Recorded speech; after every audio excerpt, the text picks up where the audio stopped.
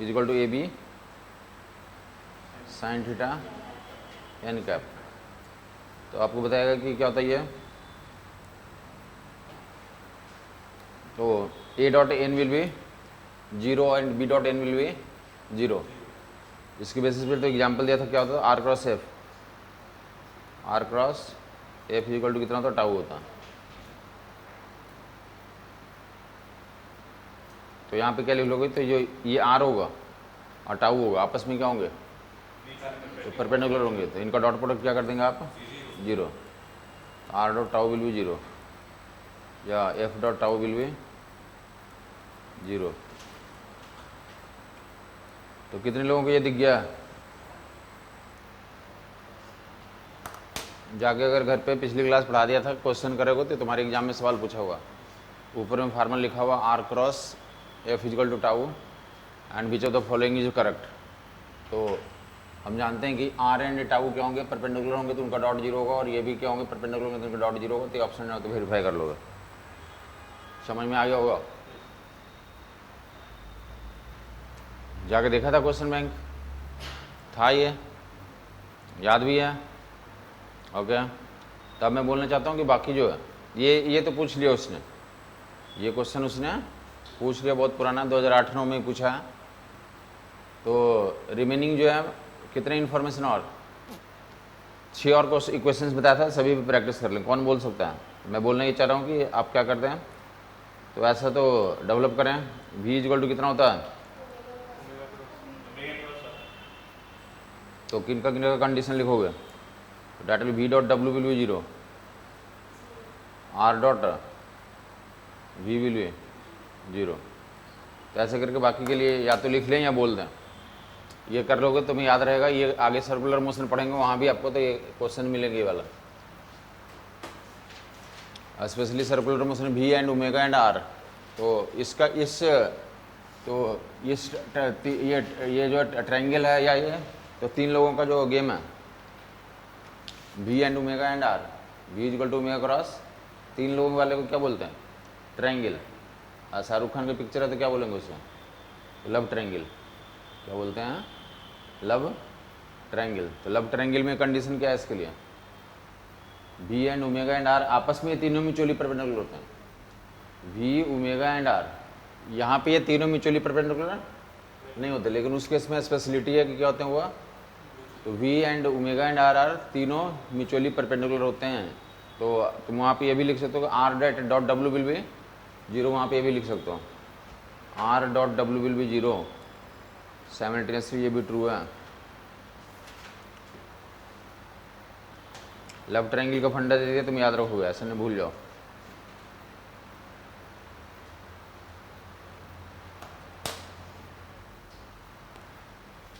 v and omega and r relation v equal to omega cross r, क्या तो इनकी property है, all 3 are mutually perpendicular, v dot w 0, r dot v 0 and omega dot r will be 0।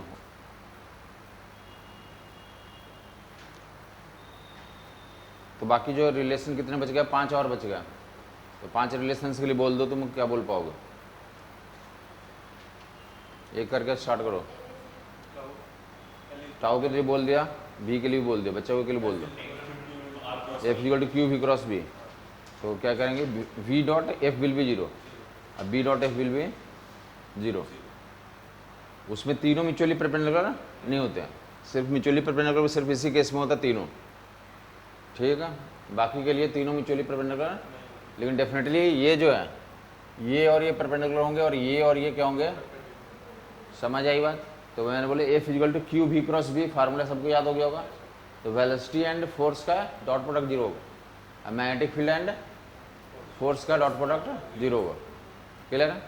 तो आगे जो next I L cross B के लिए कौन बोलना चाहेगा, I L cross B,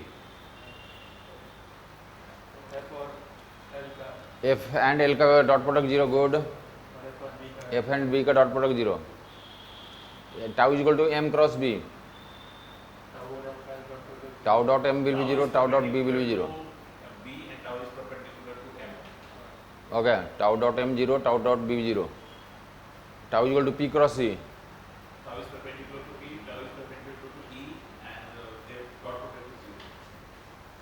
and L is equal to are cross P, L is equal to are cross P, L dot are zero L dot P zero. समझ में आई बात? तो 7 equation दिए, मिनिमम 7 क्वेश्चन तो होंगे तुम जहाँ जिस चैप्टर में पढ़ोगे एंगुलर मोमेंटम या जिसमें तो मैं टॉर्क पढ़ोगे मैग्नेटिक फील्ड में, तो वहाँ भी मिलेंगे और यहाँ पे भी मिलेंगे। यहाँ पे तो किताबों में और क्या क्वेश्चन बने हुए हैं या एग्जाम में भी तुम्हारे आए हैं, 2022 का पेपर जाकर देख लेना। तो F is equal to I, F is equal to Q we cross B पे पूछा गया, F is equal to Q we cross B, जाकर देख लेना पेपर, उसमें इक्वेशन लिखा हुआ, उसमें फार्मूला ऊपर लिखा हुआ कि F is equal to Q we cross B होता है, ठीक है। और उसके बाद जो है तो उसने क्या कर दिया, तो F is equal to Q we cross B होता है उसने लिख दिया। और उसके अलावा जो है तो उसने ऐसा लिखा कि F is equal to Q we cross B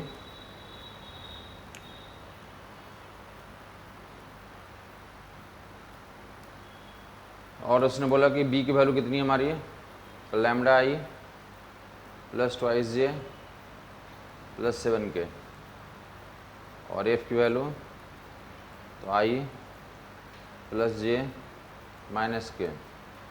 तो find the value of lambda, lambda की वैल्यू निकालें।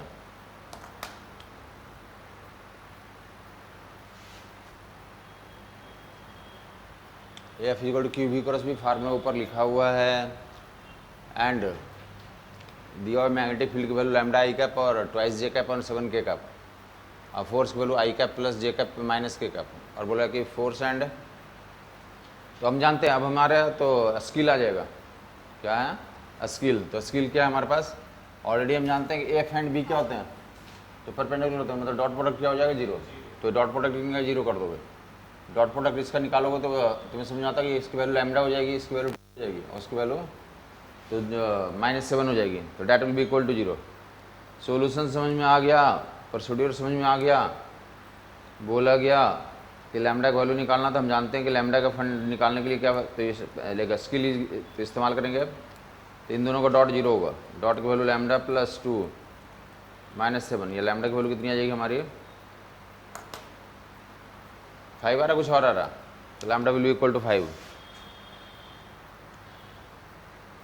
तो इस फंडे पे बेस्ड क्वेश्चंस तुम्हें मिलेंगे कि कोई एक अननोन छोड़ दिया जाएगा और उस अननोन की वैल्यू तो इस डॉट प्रोडक्ट 0 करने से तुम्हारा निकल का जाएगा।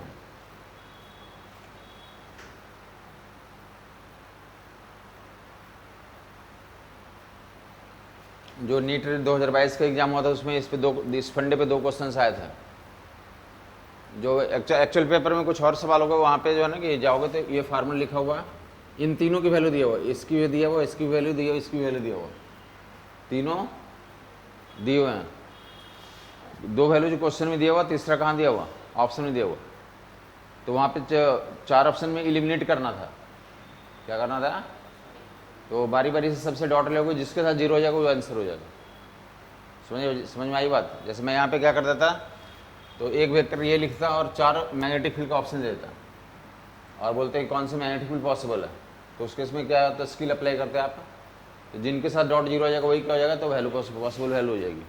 समझ में आई बात? तो जाकर तुम देख सकते हो। और सेम फंडे पे तो एक और सवाल आया था जो तुम्हें पता होगा कि ईएम वेव में जानते हो कि तुम 3 वेक्टर्स होते हैं, वहाँ पे भी इलेक्ट्रिक फील्ड होते हैं, मैग्नेटिक फील्ड होते हैं एंड प्रोपेगेशन वेक्टर होता है, उनकी क्या प्रॉपर्टी होती है, ईएम वेव में 3 वेक्टर्स इलेक्ट्रिक फील्ड और मैग्नेटिक फील्ड के से मिल करके जो बनने वाली चीज़ होती है उसको क्या बोलते हैं, ईएम वेव, और कंडीशन क्या होता है, इलेक्ट्रिक फील्ड और magnetic field and propagation vector, all 3 are mutually perpendicular. समझ आई बात नहीं आई?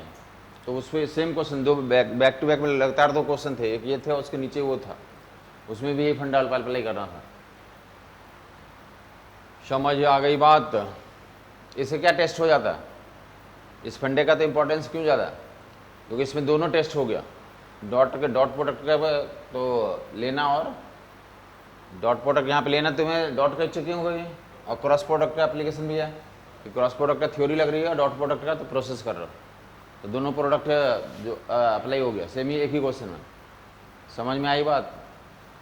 एक तो सिंपल क्वेश्चन था सिर्फ डॉट प्रोडक्ट यूज होंगे या सिर्फ क्रॉस प्रोडक्ट यूज होंगे, और इसमें क्या हो रहा है, इस फंडे में दोनों का इस्तेमाल हो जा रहा है, दैट्स भाई तो इंपॉर्टेंट हो गया।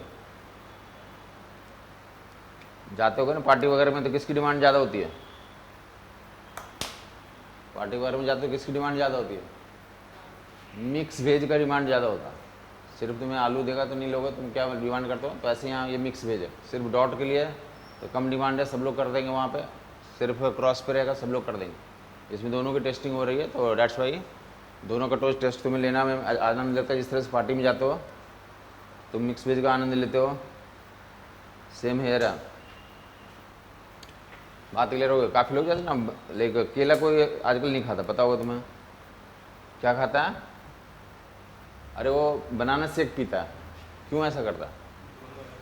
हाँ, मिल्क भी है, बनाना भी है, अलग से शुगर भी ऐड करते हो उसमें। जिसको और पसंद है काजू किशमिश भी डाल लेता है, अपना माली हालत जैसा हो, जैसा उसकी अर्थव्यवस्था उसके अनुसार से इनपुट्स बढ़ा लेते। तो सेम चीज़ एग्जामिनर को भी यही पसंद होता है कि एक ही क्वेश्चन में जो मैक्सिमम तो इन्फॉर्मेशन की टेस्टिंग हो जाए।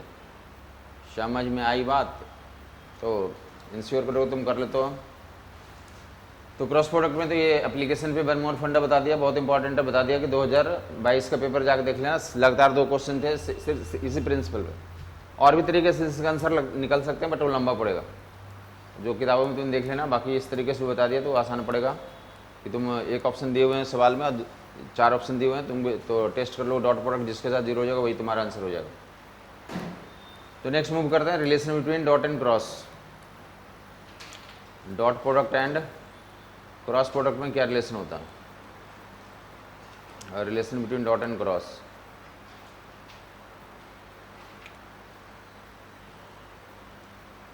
डॉट एंड क्रॉस में रिलेशनशिप,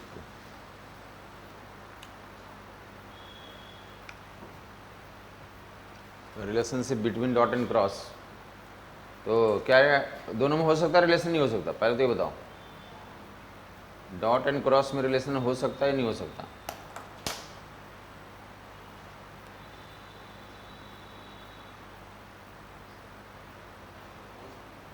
हो सकता है।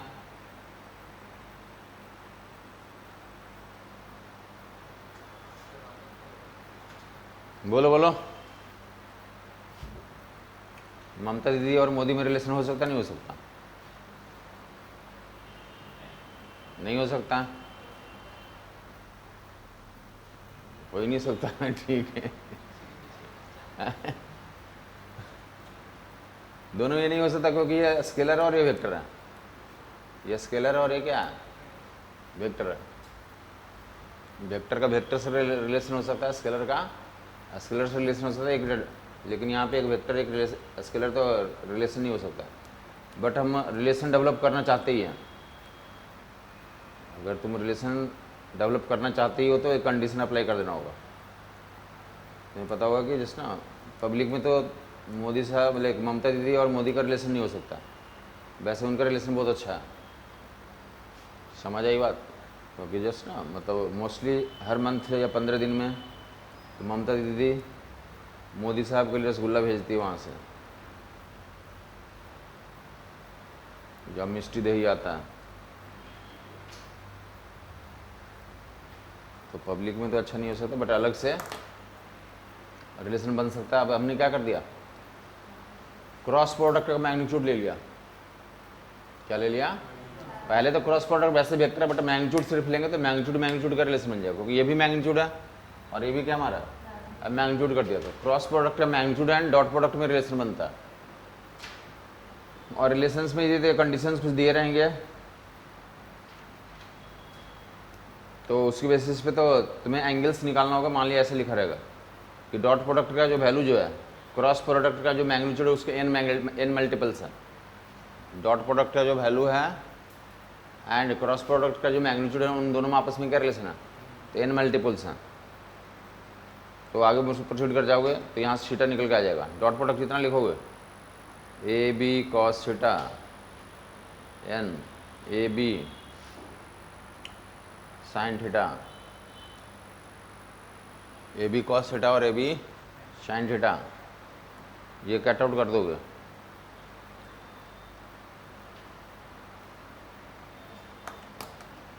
तो टेन थीटा की वैल्यू कितनी आ गई हमारी? Tan theta equal to 1/n।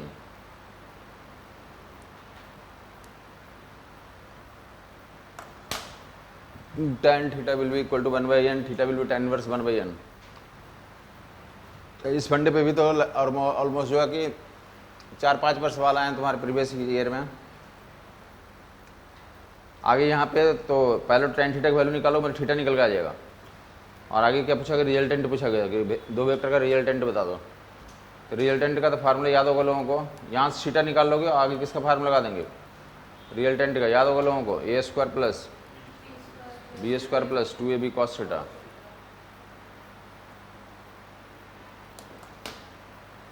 a² plus b² plus 2ab cos theta, that is the resultant of the two vectors a and b। तो देखने सवाल क्या आया था तुम्हारे एग्जाम में, तो ऐसा लिखा हुआ था, सवाल ये था कि a cross b equal to √3 times a dot b, तो find the value of resultant. a and b दो वेक्टर का रिजल्टेंट निकालो। तो पहले तो थीटा बता दें आप, कोशिश जो एग्जाम हुआ था तो उसमें तो वैसे आर की वैल्यू पूछा था, बट तुम्हें फिलहाल मैं थीटा पूछ रहा हूँ। थीटा भी बता दें, आर भी बता दें।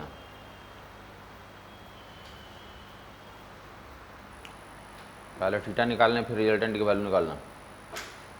कितने लोगों का थीटा की वैल्यू 30 डिग्री आ गई, 30 डिग्री जी जो है तो गलत आंसर है। थीटा की वैल्यू 30 डिग्री आ रही है, 60 डिग्री आ रही है, 60 या 30?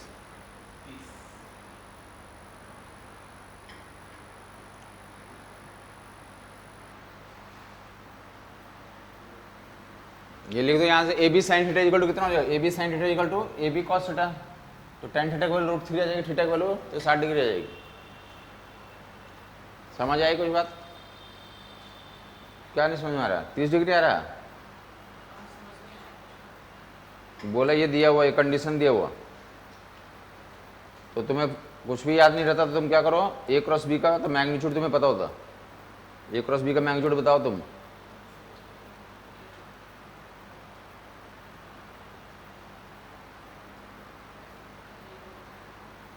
तो tan थीटा कितना हो जाएगा, राइट साइड है ना, cos थीटा लेफ्ट में ले जाओगे तो tan थीटा बन जाएगा। तो थीटा कितना होता है ये,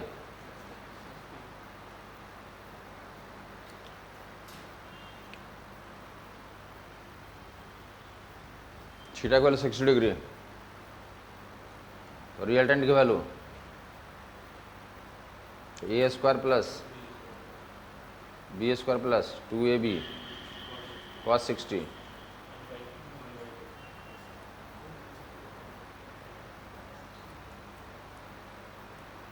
a² b² ab जो ऑप्शन रहेगा तो टिक आउट कर दोगे तुम।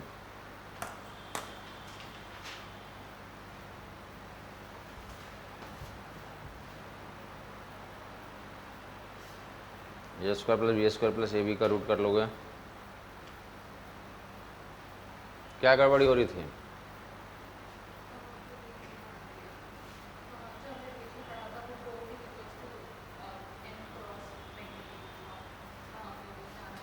एन की वैल्यू गलत चूज कर लिया, एन की वैल्यू ऐसे चूज करें, फार्मूला याद रखना चाहोगे तो फार्मूला में ऐसा लिखा हुआ था, ये नीचे चला जाएगा।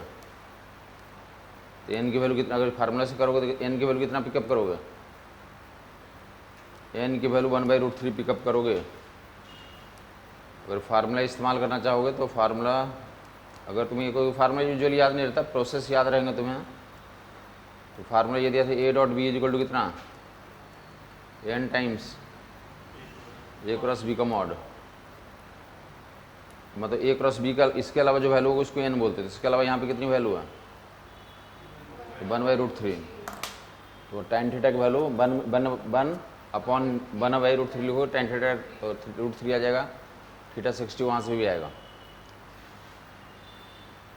तो फार्मूला ना जा करके डायरेक्ट रिलेशन इस्तेमाल करेंगे, डायरेक्ट मोस्टली लोगों को ए बी साइन थीटा और ए बी कॉस थीटा याद रहता है लोगों को, ए बी साइन थीटा और ए बी कॉस थीटा तो मोस्टली लोगों को याद रहता है।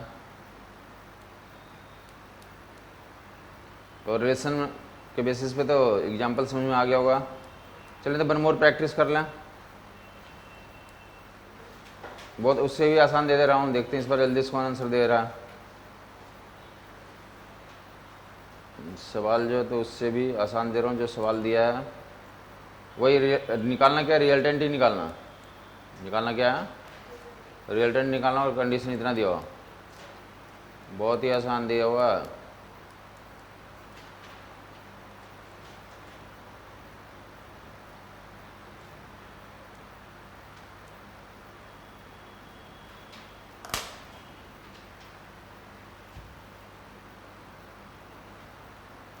बता दो angle 45 degree, theta value 45 degree.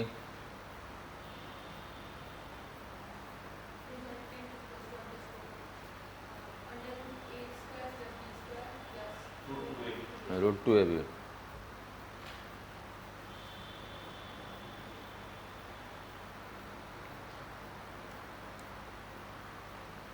A dot B equal to कितना हो गया, ए बी कॉस थीटा, और that A B sine theta, मार दोगे। A B cos theta equal to A B sine theta, tan theta की value कितनी होगी हमारी, theta equal to 45 degree, theta equal to 45 degree, R equal to कितना हो जाएगा, तो डेट विल बी। यहाँ तक सबको समझ में आ गया होगा। तुम्हारे प्रीवियस ईयर में करोगे तो एक क्वेश्चन तो यहाँ तक भी है, कुछ क्वेश्चन है जो सिर्फ क्या निकालने के लिए पूछेगा, थीटा। तो थीटा कितना आंसर हो जाएगा हमारे पास, 45 डिग्री। तो बाकी जो है तो कुछ किसी साल तो ऐसा भी है कि रिजल्टेंट तक बताओ। अगर इसी में रिजल्टेंट भी पूछ लिएगा तो क्या करेंगे, a square plus B square plus 2 times A B cos 45 की वैल्यू कितनी होती है, 1/√2। तो एलिमिनेट कर दोगे ऊपर नीचे, तो क्या बन जाएगा फाइनली, तो that will A square plus B square plus √2 times A B.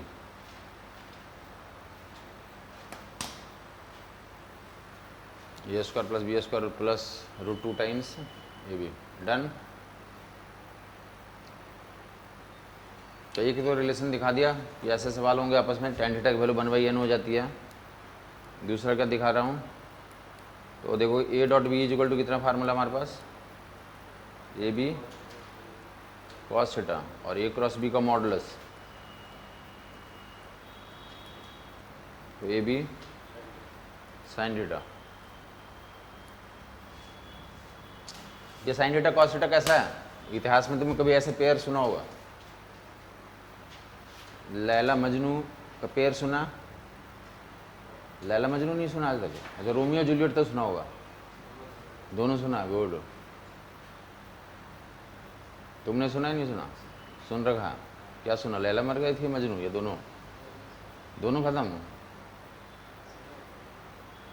मतलब आगे भी कुछ सुना होगा, बस लैला मजनू के नाम तक ही सुना है, नाम ही मतलब नाम सुना है, आगे भी सुना है। दोनों का मिलन हुआ था या नहीं हुआ था, हो गया था। अच्छा, दोनों अपोजिट फेज में मिलन हो ही नहीं सकता, ऐसा नहीं पता तुम्हें। ऐसा लैला और मजनू अपोजिट फेज में थे, तो मिलन हो ही नहीं सकता। जैसे तुम्हें पता होगा राधा और कृष्ण अपोजिट फेज में थे, मिलन नहीं हुआ।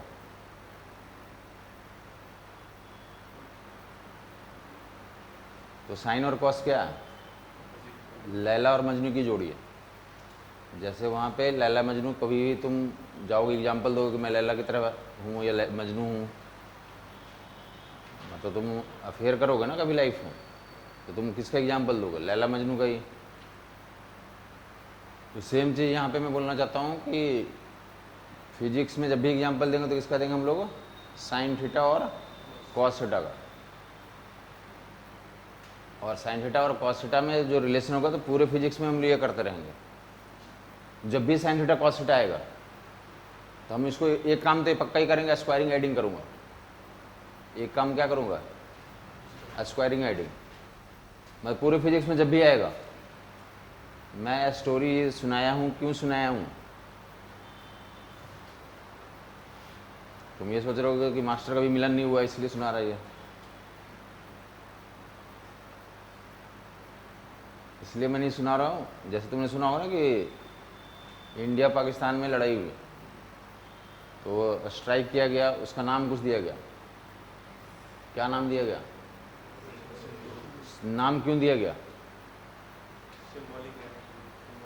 नाम इसलिए दिया गया लोगों को लॉन्ग टर्म में याद रहे, लॉन्ग टर्म तक याद रहे। बिना नाम के भी काम चल जाता है, लेकिन नाम दे देने से तो जितने भी तुम्हें पता होगा कि जितने भी ऐसे कार्यक्रम होते हैं तो सबका नाम दिया जाता है। मिशन दिस उसका एक ही मतलब होता है कि लॉन्ग टर्म तक। तो मैं तुम्हें लैला और मजनू का एग्जाम्पल इसलिए दिया, तुम्हें लॉन्ग टर्म में याद रह जाए प्रोसेस कि जब भी साइन थीटा कॉस थीटा आएगा, यहाँ पे निमित्त स्टार्ट हुई है, अभी पूरे फिजिक्स में 50 जगहों पे आएगा। और अगर तुम इस पॉइंट को नहीं समझोगे तो बार बार तुम भूलते रहोगे और तुम वहीं पे जाकर स्टक कर जाओगे। तो बार बार मैं यही करूँगा, दो ही काम करूँगा, इनको स्क्वायरिंग एडिंग करूँगा, एक काम ये होगा, एक काम ये होगा। अब ये सारे स्टेप्स जस्ट ना, तो हम लोग जब पढ़ाई करते थे तो अपने आप ही निकाल लिया था कि देखो पूरे जब भी साइन थीटा कॉस थीटा आता तो यही करते थे। मैथमेटिक्स तुम्हें पता होगा ना, तो इसमें बार बार साइन थीटा कॉस थीटा आता वहाँ पे। तो सुबह से शाम तक मैथमेटिक्स प्रैक्टिस किया तो मतलब 50-100 बार तो ये काम कर रही है कि स्क्वायरिंग एडिंग करो, बेसिक स्टेप्स होते हैं, और दोनों को डिवाइड करो। ये दो काम तो करना होगा। समझ आई बात नहीं? पहले कौन सा करूँ, डिवाइड करूँ या स्क्वायरिंग एडिंग करूँ? या स्क्वायरिंग एडिंग कर दूँ तो एक रिलेशन डेवलप हो जाएगा। दोनों को स्क्वायरिंग एडिंग कर दो। याद रखना, ये इनका नाम दे दिया Laila Majnu, sine theta cos theta का नाम दे दिया लैला मजनू।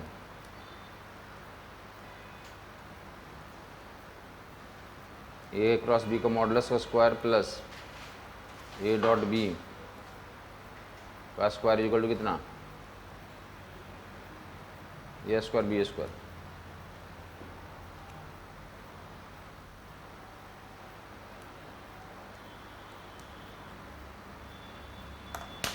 ये रिलेशन आ गया। क्वेश्चंस मिलेंगे जहाँ पे क्या होगा, या ये रिलेशन ही ऑप्शन दिए रहेंगे, 4 ऑप्शन दिए रहेंगे, या तो ये दिएंगे इसकी वैल्यू बता दो, तो ये करना होगा। या वाइस वर्सा भी ये लिखा रहेगा इसकी वैल्यू कौन सा होता है, 4 ऑप्शन दे रहे हैं, ये टिक आउट कर लोगे। कुछ समझ में आई बात? और इसके अलावा जो है तो दिया रहेगा कितने लोग हैं, ये पूरा क्रॉस प्रोडक्ट का मैग्नीट्यूड दे दिया, और क्या दे दिया, डॉट प्रोडक्ट का मैग्नीट्यूड दे दिया, और कोई एक वेक्टर का मैग्नीट्यूड दे दिया, तो दूसरे वेक्टर का मैग्नीट्यूड निकालो। तो कितने अननोन है बेसिकली टोटल? एक ये हो गया, एक दूसरा ये हो गया, एक तीसरा हो गया, चौथा हो गया। तो out of 4 any 3 will be given, fourth निकालना होगा। अगर ये रिलेशन याद रहेगा तो जल्दी हो जाएगा तुम्हारा सोल्यूशन, नहीं तो पहले ऐसे इक्वेशन बनाओगे, ऐसे करते हुए सोल्व करोगे।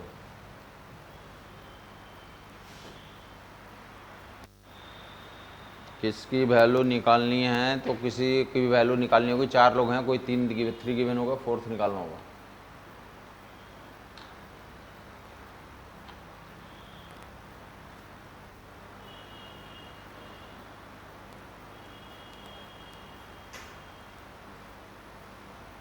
साइन थीटा कॉस थीटा बोलोगे ना, तुम्हारे दिमाग में थोड़ा प्रेशर बढ़ेगा। लैला मजनू बोलोगे तो इसको क्या होगा, प्रेशर घटेगा।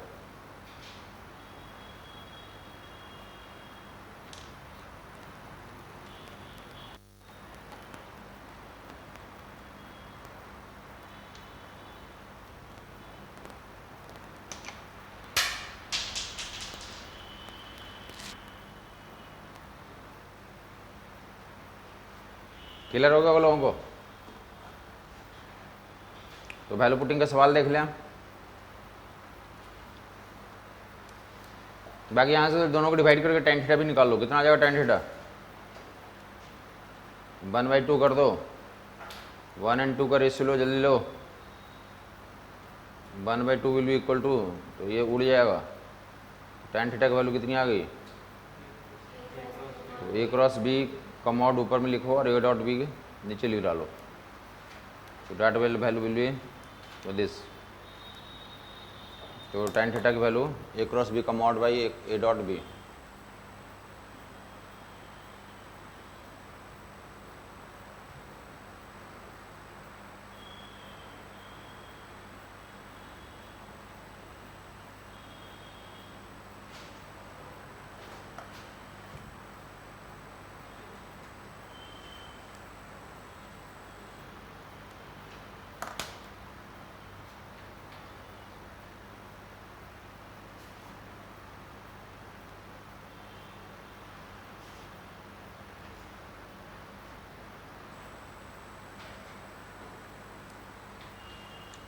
क्लियर है? तो जब पहले क्वेश्चन अप्रोच किया था वहाँ यहाँ से भी कर सकते हो कि अभी दिया था ना थोड़ी देर पहले, ए डॉट बी और ए क्रॉस बी का मॉडुलस बराबर है, तो यहाँ से भी कर सकते हो कि दोनों बराबर है, तो कैंसिल होकर tan थीटा की वैल्यू बना जाएगी, थीटा 45 डिग्री आ जाएगा। समझ में आ गई बात? तो जल्दी से तो प्रैक्टिस कर लें आप। दिया हुआ ए डॉट बी का मॉडुलस दिया हुआ, A dot B is that is 40,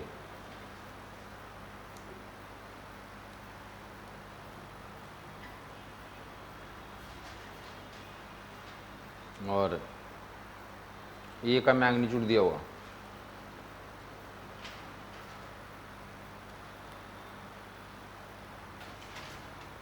ए का मैग्नीट्यूड दिया 25 और बी का मैग्नीट्यूड भी दिया हुआ 100। तो फाइंड आउट क्या करना है तुम्हें? ए क्रॉस बी का मैग्नीट्यूड फाइंड आउट करना, एंड साथ में तो ए एंड बी के बीच का एंगल भी पता करना।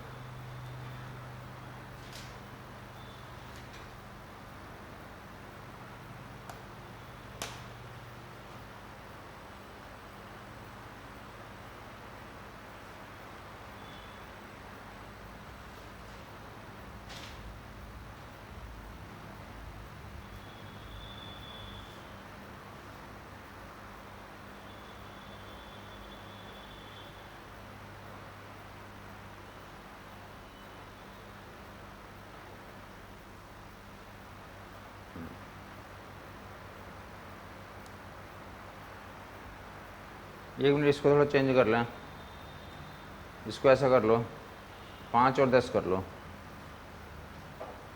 एक मिनट चेंज कर लें, स्लाइड एडजस्टमेंट है क्वेश्चन में, देख लें ये चेंज। ए की वैल्यू 5 और बी की वैल्यू 10 कर लें।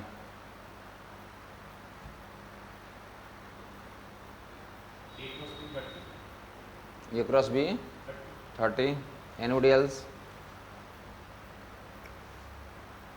मैग्नीट्यूड एडजस्ट कर लो, ए का मैग्नीट्यूड 5 दिया हुआ और बी का 10 दिया हुआ, इससे कैलकुलेशन आसान हो जाएगा। 30 आ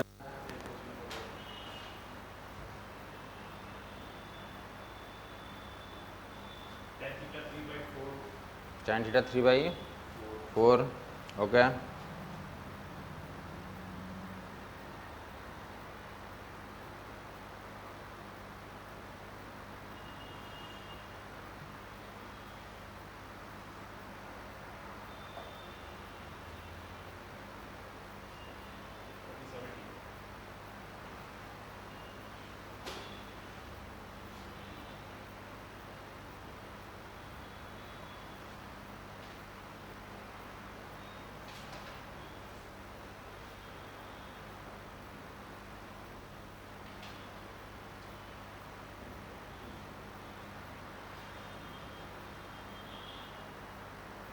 कितने लोगों का 30 आ रहा है? 30 कितने लोगों का आ रहा? बस 2 ही लोगों का 30 आ रहा। जितने लोगों का 30 आ रहा तो गलत है।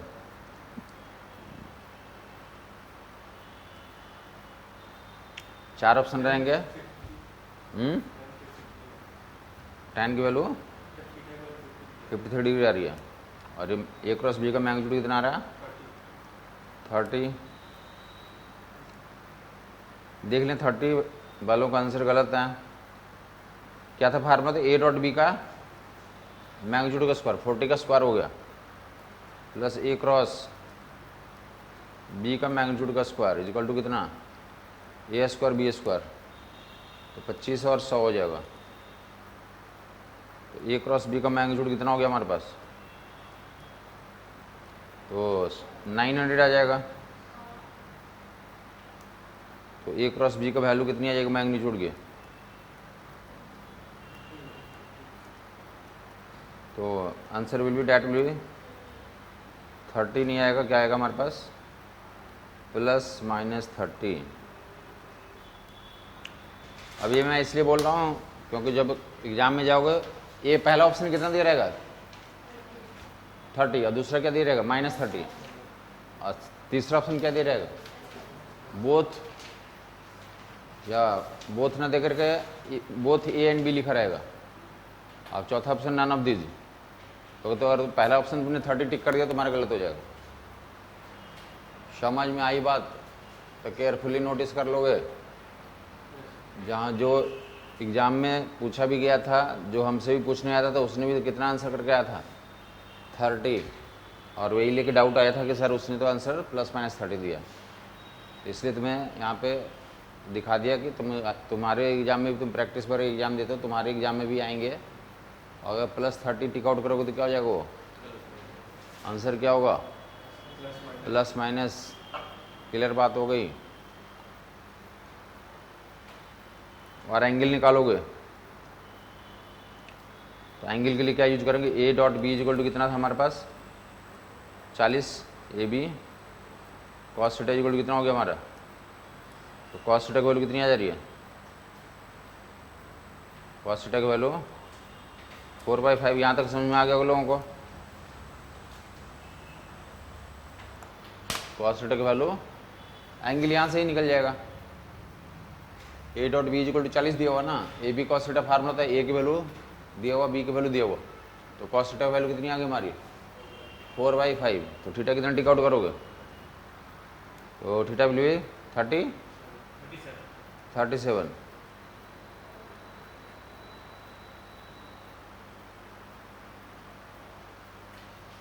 Theta value 37। या तो मैं दूसरा एक और, इसमें एक और ऑप्शन रहेंगे जहाँ एंगल भी पूछेगा, तो अगर तुमसे मतलब आसान पूछा जाएगा तो इतना ही तक पूछ लेंगे, एक ही ऑप्शन रहेगा 37। बट यहाँ पे भी दो एंगल्स बन सकते हैं, ये तुम्हें पता होगा, कॉस थीटा एंड कॉस, तो 2π माइनस थीटा बराबर होता। समझ आया कुछ बात? Cos theta and cos 2π minus theta की वैल्यू क्या होती है? सेम होती है। तो एक एंगल तो कितना हमारा 37, और दूसरा 37 आ रहा था ना, तो एक एंगल 37 और दूसरा कितना आ जाएगा 360 माइनस 37। समझ में आई बात? तो दो एंगल्स पॉसिबल होंगे। अगर एक ही एंगल ऑप्शन दिया हो 37 तो आसान दिया, मे भी दोनों एंगल्स यहाँ भी पॉसिबिलिटी मिल सकती है। Cos theta and cos 2π minus theta क्या होते हैं? बराबर होते हैं। साइन में क्या था कंडीशन? साइन थीटा या साइन पाई माइनस थीटा बराबर होता है। ये जनरल नॉलेज, ये सब तुम्हें पता होगा। Cos theta and cos 2π minus theta बराबर होते हैं, sine theta and sine pi minus theta बराबर होते हैं।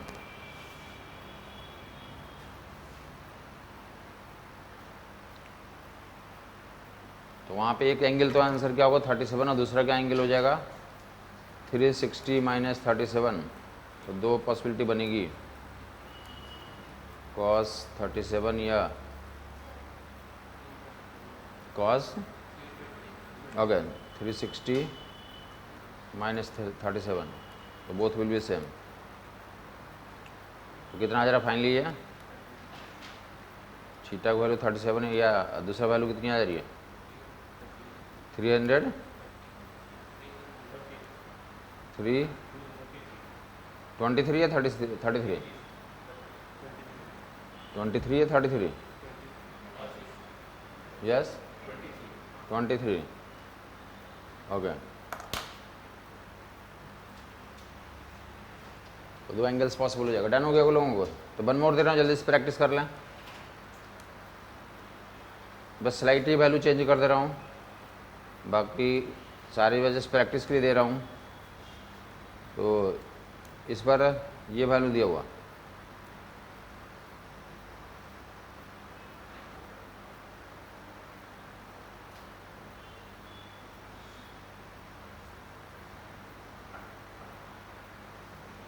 इस पर A डॉट बी निकालना है।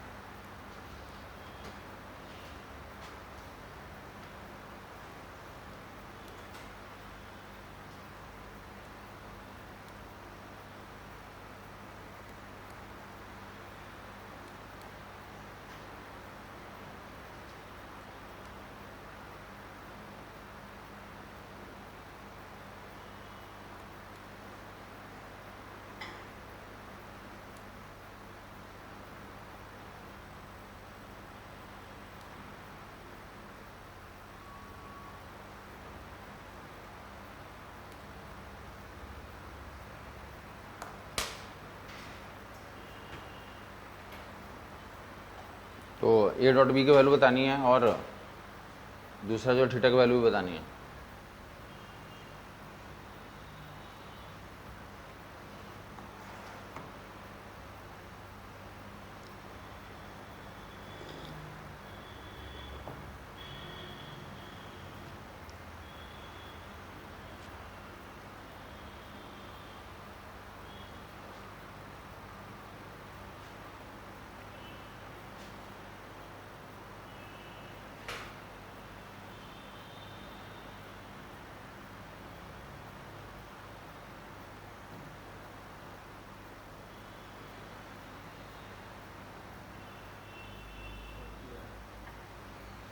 चालीस 40 फिर से गलत, क्या आंसर देंगे? तो डेट विल प्लस माइनस 40।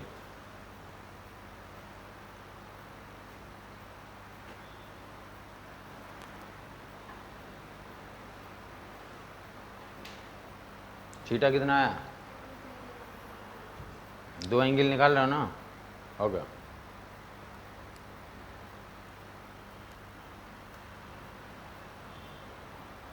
डाल दोगे, सिर्फ प्रैक्टिस के लिए दिया था, फार्मूला में डालोगे डेट विल गिव यू तो आंसर दे देगा। फार्मूला क्या हमारे पास? तो ए डॉट बी का स्क्वायर इस पर निकालना है हमें, और ए क्रॉस बी का वैल्यू कितना दे रखा है उसने? ए क्रॉस बी का मैग्नीट्यूड कितना दे रखा है? 30 दे रखा है। 30 स्क्वायर यहाँ पे लिखोगे इक्वल टू कितना हो जाएगा? ये 50 का स्क्वायर हो जाएगा, या फिर जो भी तो कितना आ रहा था मल्टीप्लाई करके 2500 आ जा रहा है। तो ए डॉट बी की वैल्यू कितनी आ गई हमारी?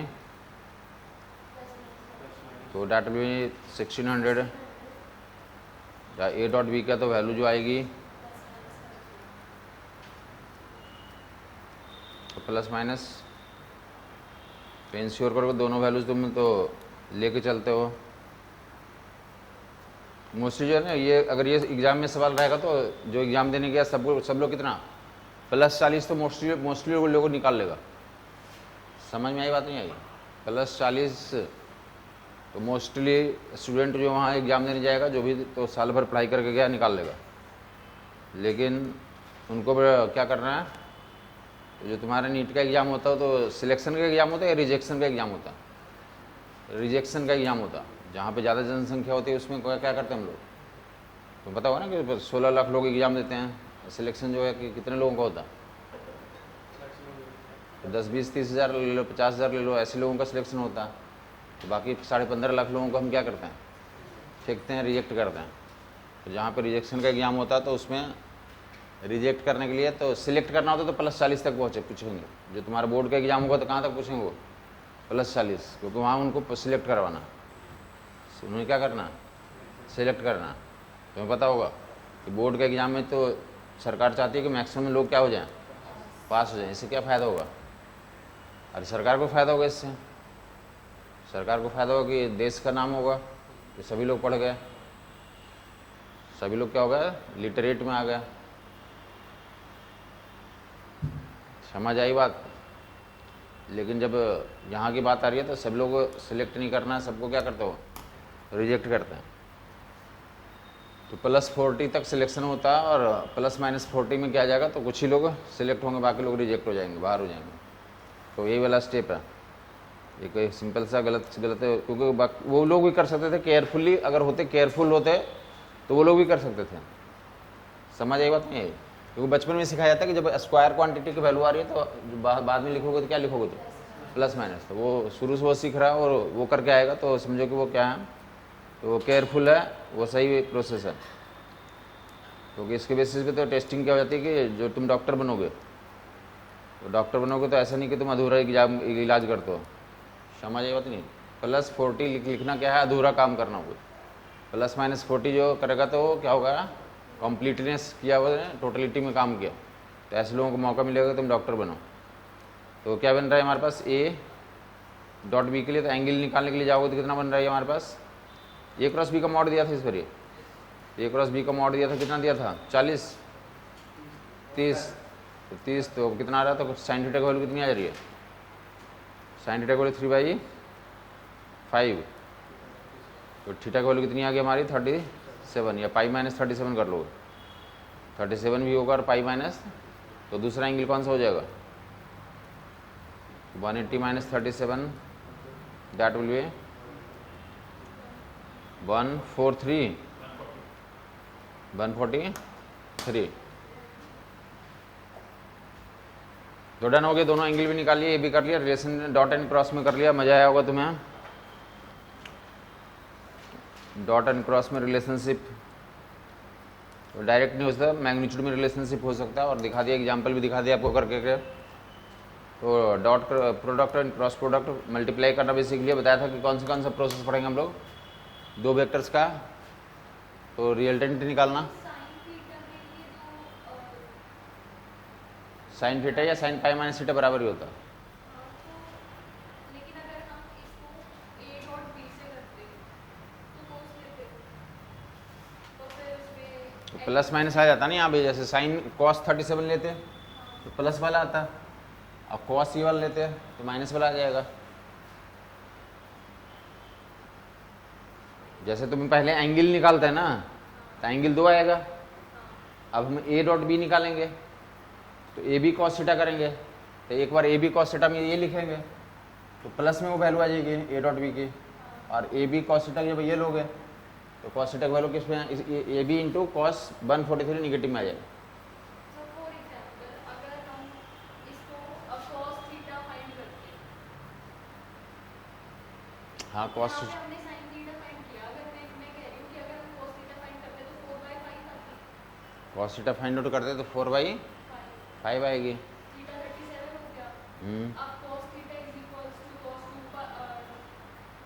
पाई माइनस, ये तो तुम साइन थीटा गिवन है ना कंडीशन में, तो साइन थीटा से जाओगा ना, मतलब हमें क्या दिया हुआ, अगर क्रॉस दिया हुआ कि इसका मैग्नीट्यूड दिया हुआ है क्रॉस, तो साइन आएगा और वहीं से एंगल डिसाइड होगा।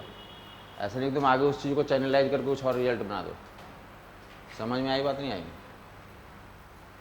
जो अब तुम कर रहे हो ना कि मैंने पहले साइन थीटा की वैल्यू तो निकाला, फिर तुम कॉस थीटा में चेंज करोगे, तो वो जो है कि तुम क्वेश्चन को नहीं सोल्व करो, तुम अपना जो आपका जो इन्फॉर्मेशन है उसको सोल्व कर रहे हो। समझ में आई बात? क्वेश्चन में हमें sine theta cross product magnitude दिया को साइन थीटा आएगा, वहीं से एंगल डिसाइड कर लेंगे। अब तुम इसमें बोलोगे मैं साइन थीटा को पहले कॉस थीटा में चेंज करूंगा और कॉस थीटा के बेसिस पे एक और एंगल का इंट्रोडक्शन हो जाएगा, 3 एंगल हो जाएगा, तो वो नहीं है, वो गलत है, हो गया। समझ आई बात? वो तुम किसका आंसर दे रहे हो? आप अपनी सोच का आंसर दे रहे हो, जो एग्जामिनर चाह रहा है उसका आंसर नहीं दे रहे हो। ये कहाँ पे प्रिंसिपल काम में आता है? जब बोर्ड का एग्जाम लिखने जाते हैं तो उसमें बताया जाता है, लोगों को क्या बताया जाता है कि जाओ तुम, और तुम्हें अगर तुम एग्जाम में गए, बोर्ड के एग्जाम में जाते हैं तो ये तुम्हें आइडिया दिया गया होगा कि तुम क्या पढ़ के गए, गॉसेस थ्योरम, और लिखने के लिए आ गया एम्पियर्स लॉ। तो तुम ऐसा नहीं कि तुम एम्पियर्स लॉ लिखना मत, तुम्हें याद क्या है, गॉसेस थ्योरम, तो कॉपी भर के आ जाना। तुम्हें गॉसेस थ्योरम याद है तो बोर्ड के एग्जाम में बताया जाता है कि तुम गॉसेस थ्योरम लिख के आ जाना।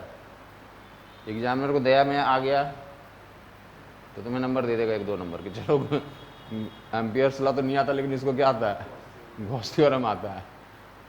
या ऐसा दूसरा केस ऐसे भी हो सकता है, काफ़ी जगहों पे जैसे तुमने सुना होगा अभी कि कल का कोई न्यूज़ में दिखा रहा था कि राजस्थान का बोर्ड का एग्ज़ाम हुआ, उसमें जो है वो बोर्ड का जो कॉपी है कोई दुकानदार चेक कर रहा है। समझ आई बात, नहीं आई? कल का न्यूज़ में कहीं दिखा रहा था कि बोर्ड का पेपर का जो होता है ना, तो बोर्ड का पेपर कोई दुकान में आदमी बैठ के चेक कर रहा है उसको। समझ आई बात? तो ऐसे केस में तुमने खाली छोड़ दिया तो नंबर देगा नहीं, लेकिन जो दुकान में बैठा हुआ आदमी चेक कर रहा है उसको भी एम्पियर्स लॉ नहीं पता और तुम्हें भी नहीं पता, वो गॉसेस थ्योरम देखा भरा हुआ कुछ ना कुछ तो लिखा है, तो नंबर पता नहीं 5 नंबर का 4 नंबर तुम्हें मिल जाएंगे। ऐसे तुम्हें नहीं पता, कल का न्यूज़ है, तुम जाकर देख लेना। मैं लग रहा हूँ अरे कोई गारंटी नहीं है, मतलब वो जो है ना कि जैसे मैं 10वीं में पढ़ता था ना, हमारे टीचर हमें ही पेपर दे देते थे सोल्व करने के लिए, बोर्ड के ही पेपर। मतलब मैं अपने एग्जाम में जब 10वीं का बोर्ड लिखा था ना, उस साल भी हमने जो टीचर थे ना, तो मैथ का जो टीचर था, मैथ साइंस दोनों ही पढ़ाता था उसमें, तो उन्होंने मेरे पूरा कॉपी दे दिया। जो टॉप 3 जो है स्कूल के जो थे ना, स्कूल में जो टॉप 3 बच्चे थे, तो सारा कॉपी हम लोगों ने चेक किया था। टीचर के पास इतना टाइम कहाँ होता है, समझ आई बात नहीं आई? सर आप बिहार बोर्ड से पढ़ रहे हो हाँ जी, तभी ऐसा होता सब जगह होता है ऐसे नहीं, दिल्ली बोर्ड में भी होता है, दिल्ली बोर्ड में और ज़्यादा होता है दिल्ली बोर्ड में और ज़्यादा होता है। मैं मुझे तुम ऐसा मत सोचो कि मुझे बिहार का ही आइडिया, पूरे इंडिया के कोने कोने का आइडिया, ठीक है कहाँ क्या होता है, जो तुम्हें पता नहीं वो सब भी मुझे सब पता है। तो अधिक से अधिक दुकानदार को ऐसा होता है ना कि जैसे ठीक है वो बांट देता है, वो जिस अपार्टमेंट में रहता होगा सबको बांट दिया होगा, 10-10 कॉपी 1000-1000 कॉपी ले जाओ, सब चेक करके दे देना। हाँ कल का न्यूज़ में देखा हूँ मैं, मतलब मैं न्यूज़ वैसे देखता नहीं, गलती से मैंने खोज रखा देश में क्या हो रहा है, तो मैंने देखा कि ऐसे लिखा, खुद ही देख लेना जाकर, वो देखता नहीं सुपर फास्ट 100 उसमें दिखा रहा था, उसमें वो भी चल रहा था कि मतलब हाँ जी सर भी क्या होता है, तुम यूपी में जाओ और हालत ख़राब है, बिहार का तो ठीक है अभी तो मतलब वहाँ बदनाम हो गया तो सबको पता चल गया, इसलिए थोड़ा ध्यान भी देते हैं आजकल। दूसरी जगहों पे तो और अभी बदनामी कम हुआ है तो वहाँ पे कुछ पता ही नहीं है। मतलब बेसिकली मतलब 2 तरह की चीज़ होता है कि जब तक तुम्हें पता नहीं है, मतलब बिहार में जो है ना कि बदनाम हो गया, बाकी जगहों पे तो बहुत ज़्यादा होता है, लेकिन वहाँ पे लोग बात को दबाए हुए हैं, बस नहीं समझो, बातें खुलती है तो आगे भी चली जाती है। बट वैसे तुम्हारे लिए कोई ज़्यादा ज़रूरत नहीं है। मैं बोलना क्या चाह रहा था कि तुम बोर्ड के 10वीं के मतलब बोर्ड तक एग्जाम पास कर लिया, तुम्हें अब जरूरत नहीं है कि ऐसा तुम करो कि तुम एम्पियर से पूछा तुम गॉसियन थ्योरम लिख के आओ, ऐसा करने की ज़रूरत अब तुम्हें नहीं हो। लेकिन वहाँ पर नॉर्मल सा तो ये बोला जाता है, वहाँ बेसिक नियम ये बोला जाता है कि तुम कभी भी कॉपी को खाली छोड़ के मत आना, भर के तो आना ही आना, और जितना अच्छा हैंड राइटिंग में लिखोगे उतना ज़्यादा नंबर भी आएगा बोर्ड के एग्जाम में। नॉलेज वहाँ चेकिंग नहीं होती, उसमें किसकी चेकिंग होती है? सुंदरता की चेकिंग होती है, कौन ज़्यादा सुंदर लिखा हुआ, पढ़ता कौन है। जितना भी रिटन एग्जाम होता है ना, मतलब इंडिया में या बाहर का तो मुझे आइडिया नहीं है, बट इंडिया का गारंटी के साथ बता रहा हूँ कि जितना भी रिटन एग्जाम होता है, जो तुम यूपीएससी का ले लो या किसी का भी ले लो, बस उसमें हैंड राइटिंग तुम्हें अच्छा है तो तुम्हारा स्कोर डेफिनेटली अच्छा होंगे। समझ आई बात?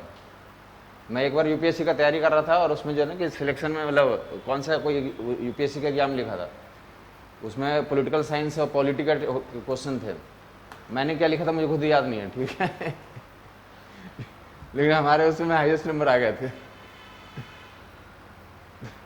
बाद में हमें खुद समझ में आ रहा था कि हमने क्या लिखा था, हमें खुद याद नहीं है, लेकिन नंबर हमारे जो है कि लोग हमें न्यूज़ मतलब हम खुद नंबर भी नहीं देखे थे, लोग हमारे साथ वाले थे वो बता रहे थे कि तुम्हारे तो पॉलिटी में हाईएस्ट नंबर आ गया। तो जितना भी रिटन एग्जाम होता है ना वो कोई नहीं देखता, अच्छा हैंड राइटिंग लिख डालो, उसमें लाल पीला कलर कर डालो, ठीक है, हेडलाइन करना बोलते हैं ऊपर। उसमें बस इतना ही होता है रिटन एग्जाम में कि 4 लाइन ऊपर का बढ़िया लिखो, क्योंकि कोई भी एग्जाम में 4 लाइन नहीं पढ़ता, ऊपर का 4 लाइन बढ़िया होगा और 4 लाइन नीचे बढ़ लिखो, बाकी बीच में तुम्हें कुछ लिखना लिख डालो। समझ आए? 4 लाइन से ज़्यादा किसी को पढ़ने का कोई टाइम नहीं है।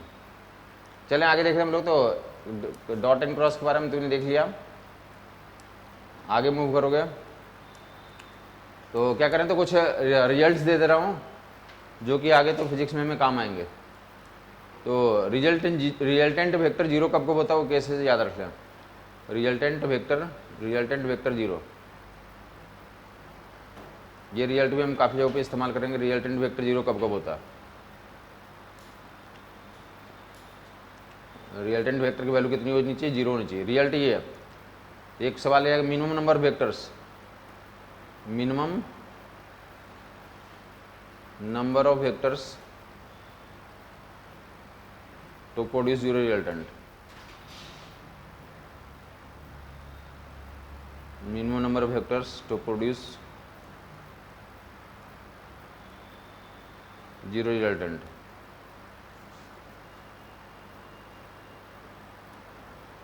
ये बता रखा तुम्हें और एग्जाम्पल भी दे रखा, minimum number of vectors to produce zero resultant, तो 2 होंगे। ये कंडीशन है इसमें, minimum number of vectors to produce zero resultant. Condition क्या है? इक्वल मैग्नीट्यूड का होना चाहिए, ये लिखा रहेगा सवाल में, इक्वल मैग्नीट्यूड। तो दैट आंसर विल बी 2। और ये बहुत जगह पे फंडे का इस्तेमाल करेंगे। Minimum number of vectors to produce zero resultant of equal magnitude, तो that answer will be 2। Example हमने दे रखा है तो दो इक्वल मैग्नीट्यूड के वेक्टर्स हैं, अपोजिट डायरेक्शन होंगे। ये दोनों वेक्टर का मैग्नीट्यूड क्या होना चाहिए? इक्वल। दोनों वेक्टर का मैग्नीट्यूड इक्वल, डायरेक्शन अपोजिट। दोनों वेक्टर का मैग्नीट्यूड इक्वल और डायरेक्शन अपोजिट।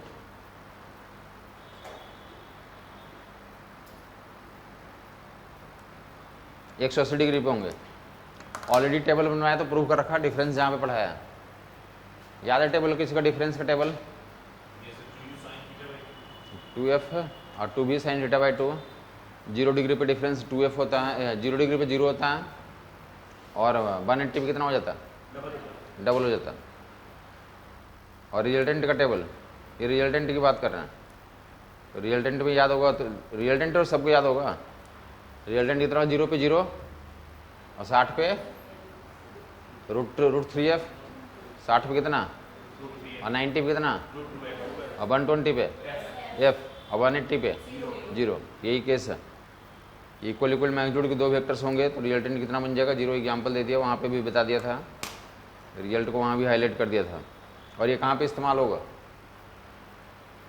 तो मोमेंटम में यूज होगा। मोमेंटम में कहाँ पे यूज होगा? जब बोलेगा बम फूट गया, बम फूट के बम ब्लास्ट हो गई, और बम कितने भागों में फूटा? 2 फ्रैगमेंट में। तो क्या बोलेंगे हम लोग कि बम इनिशियली किस में था? रेस्ट में था। तो उनका रिजल्टेंट मोमेंटम क्या था? 0 था। अब ब्लास्ट हो गया तो प्रिंसिपल कंसार से फाइनल मोमेंटम भी क्या होगा? तो कंजर्व होगा, बराबर होगा। फाइनल मोमेंटम भी 0 होगा। तो मैग्नीट्यूड दोनों बम का क्या होगा? बराबर होगा। डायरेक्शन क्या होंगे? अपोजिट होंगे। बम जो दो पार्ट में स्प्लिट करा तो उनके मोमेंटम का मैग्नीट्यूड बराबर होगा, डायरेक्शन क्या होंगे? अपोजिट होंगे। समझ में आई बात?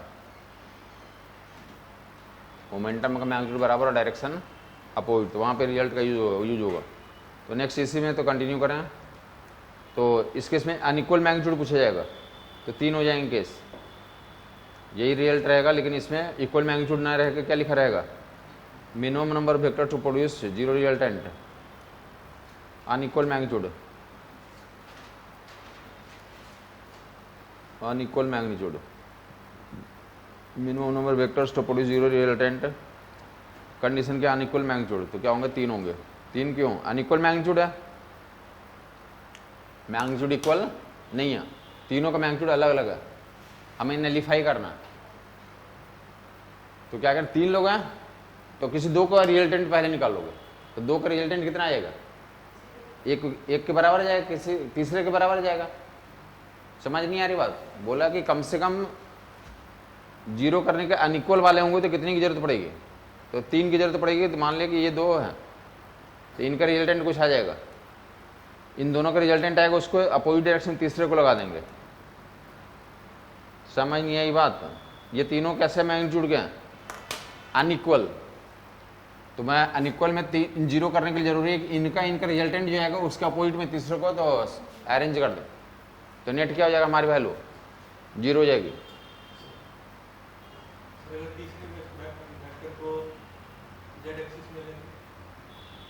कहीं भी ले लो, मतलब वेक्टर जो है ना कि स्पेस में पढ़ रहे हैं, तो कोई 2 वेक्टर रहेगा ना, तो उनका रिजल्टेंट ले लेंगे।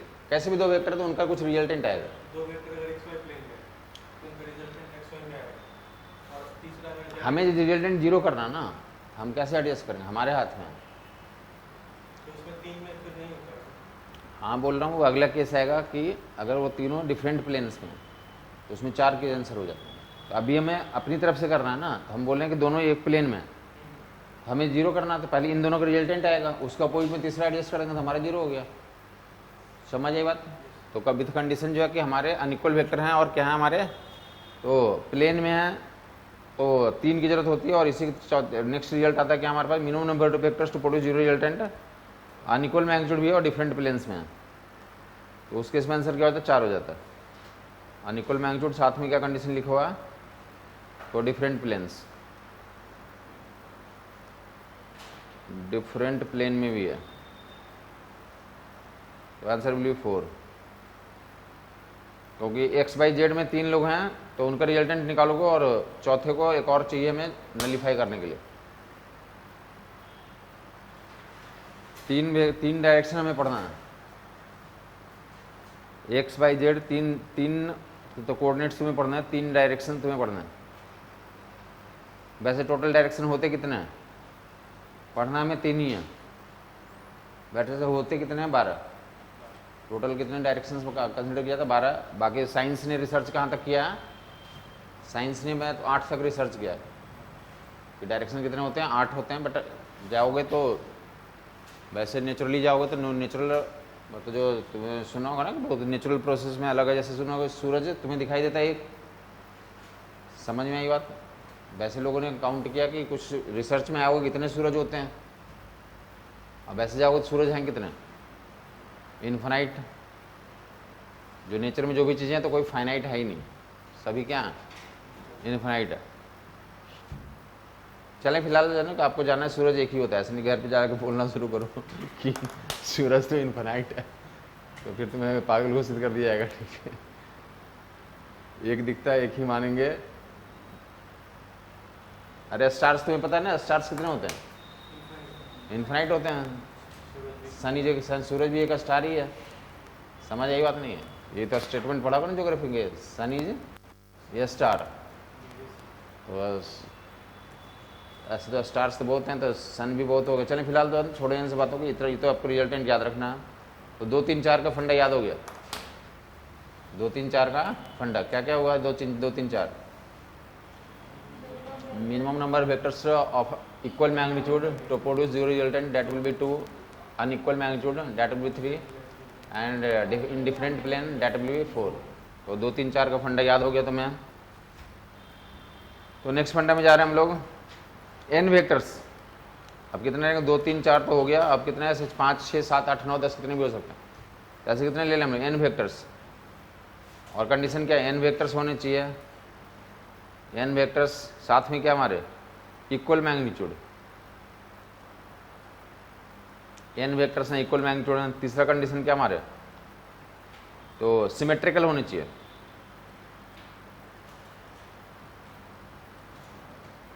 सिमेट्रिकल भी होनी चाहिए। सिमेट्री का मतलब क्या है? तो किसी भी 2 वेक्टर के बीच का एंगल 90 डिग्री तो इक्वल हो। n वेक्टर्स में तो टोटल एंगल होता कितना? n वेक्टर्स किसी सिंगल पॉइंट पे काम कर रहे हैं और टोटल एंगल कितना हो? 2 पाई हो गया। टोटल एंगल कितना हो गया? तो किसी भी 2 कंजुगेटिव के बीच का एंगल कितना होना चाहिए? 2 पाई बाई n। कितना होना चाहिए? 2 पाई बाई n। तो इसके सिमेट्री का मतलब ये हो कि किसी भी 2 कंजुगेटिव के बीच का एंगल कितना होना चाहिए? बराबर बराबर होना चाहिए। सिमेट्री का मतलब ये है। कुछ नहीं समझ में आया? बोला गया कि n वेक्टर हैं, मैग्नीट्यूड कितने हैं? इक्वल हैं और सिमेट्रिकल हैं। सिमेट्री का मतलब ये है कि किसी भी 2 कंजुगेटिव में एंगल क्या होना चाहिए? सेम होना चाहिए। टोटल एंगल कितने होते हैं? 2 पाई 360 होते हैं। तो किसी भी 2 कंजुगेटिव में तो कितने एंगल होंगे? 2 पाई बाई n। मतलब 3 ही लोग हैं। कितने लोग हैं? तो 3 लोग में सिमेट्री का मतलब क्या? 2 पाई बाई 3 करोगे, 2 पाई बाई 3 कितना आ जाएगा? तो किसी भी 2 के बीच का एंगल कितना होना चाहिए? 120। कंजुगेटिव 2 के बीच का एंगल कितना होना चाहिए? तो इस केस में रिजल्टेंट गारंटी क्या आएगा? 0 आएगा। ये थ्योरम है। क्या है? थ्योरम आगे जब पे काफ़ी जगह पे इस्तेमाल करूंगा डायरेक्ट। तो रिजल्टेंट विल बी 0, नोट कर लोगे। सिमेट्री का मतलब समझा दिया। कंजुगेटिव 2 के बीच पे एंगल क्या होना चाहिए? बराबर होना चाहिए। तो रिजल्टेंट विल बी 0। ये थ्योरम है। और तुम्हारी किताबों में सवाल क्या पूछ रहेगा? तो जाके देखोगे ऐसे यहाँ पे लिखा कितने वेक्टर्स हमारे। तो सबका आपका याद होगा कि सबका अपना अपना फेवरेट नंबर पूछा था। क्या तुम्हारा नंबर? नाम और नंबर बता दो एक बार। ये तुम्हारा नाम क्या? क्या बोल रहा है? लक्ष्मी नारायण। गुड। सुबह सुबह लक्ष्मी का याद करना बहुत अच्छी बात होती। लक्ष्मी नारायण साथ में ही है, तो लक्ष्मी भी और नारायण भी। हाँ जी। तन्मय, दीपिका, संतोष, आभ्या,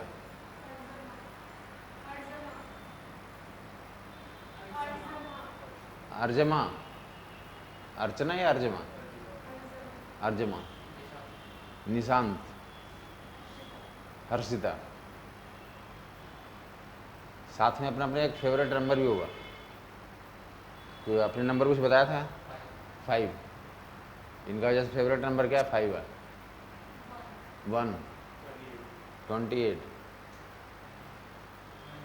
9। तो मैं 28 बोल रहा हूँ कि ऐसे क्वेश्चन तुम्हें मिलेंगे किताबों में जहाँ पे लिखा रहेगा कितना 28 वेक्टर्स हैं। अपने फेवरेट होता है ना, उसी पे क्वेश्चन बनाए जाते हैं।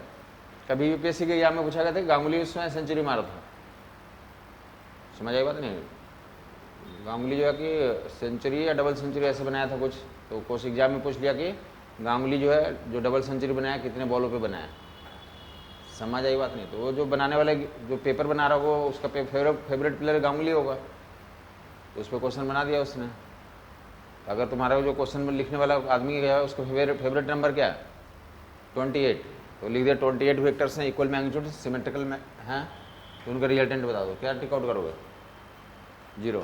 समझिए, मैं बोलना चाहता हूँ किताबों में तुम प्रैक्टिस करोगे तो ऐसे नंबर्स लिख रहेंगे, वो क्वेश्चन बनाया रहेगा कि 28 वेक्टर हैं या कितने वेक्टर हैं 280 वेक्टर हैं, आंसर क्या होगा उतना ही रहेगा। या 50 वेक्टर रहेंगे, कितने वेक्टर्स हैं 50 वेक्टर इक्वल मैग्नीट्यूड के हैं सिमेट्रिकल हैं, रिजल्टेंट की वैल्यू कितनी होगी 0।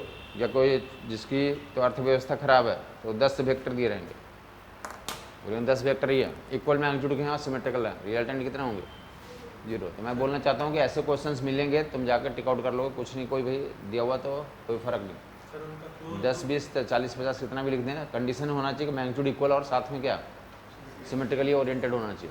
किसी एक पॉइंट पे काम कर रहा हूँ। हाँ जी, क्लोज लूप उनका बनाना जरूरी है। क्लोज लूप इस केस में बनाना जरूरी नहीं है, अगला केस लिखाऊंगा उसमें बनाना जरूरी होगा जहाँ पे अनइक्वल मैग्नीट्यूड होंगे। यहाँ पे मैग्नीट्यूड इक्वल है सिमेट्रिकल है तो बनाना कोई ज़रूरी नहीं है, सिमेट्रिकल है और इक्वल मैग्नीट्यूड है तो क्लोज लूप बनाना ये वही रिजल्ट है। ये इस रिजल्ट को क्या बोलते हैं, ये जो है कि n वेक्टर्स हैं और क्या कर रहे हैं तो n साइडेड रेगुलर पॉलीगन के साइड्स को रिप्रेजेंट कर रहे हैं, तो जहाँ से चले थे वहाँ से लौट गए तो फिर से क्या हो जाएगा 0 हो जाएगा, समझ आए नहीं? तो ये किसके लिए लागू है, इक्वल में भी लागू है और अनइक्वल में भी लागू है। अगला केस लिखाऊंगा जहाँ पे क्या रहेगा, तो अब अगला केस में n वेक्टर्स आपको याद रह जाएगा तो n वेक्टर्स ये थ्योरम ही है, परमानेंट थ्योरम ही है। और इसी का मैथमेटिकल ये फिजिक्स में मोस्टली ये यूज होगा, बाकी मैथमेटिकल आउटपुट ये होता है कि जहाँ पे दिया रहेगा क्या हमारे पास तो n वेक्टर्स रहेंगे, मैग्नीट्यूड अनइक्वल रहेगा और सिमेट्री नहीं भी रहेगा, तो एक और कंडीशन रहेगा n वेक्टर्स हैं मैग्नीट्यूड अनइक्वल हैं और क्या है तो अनसिमेट्रिकल।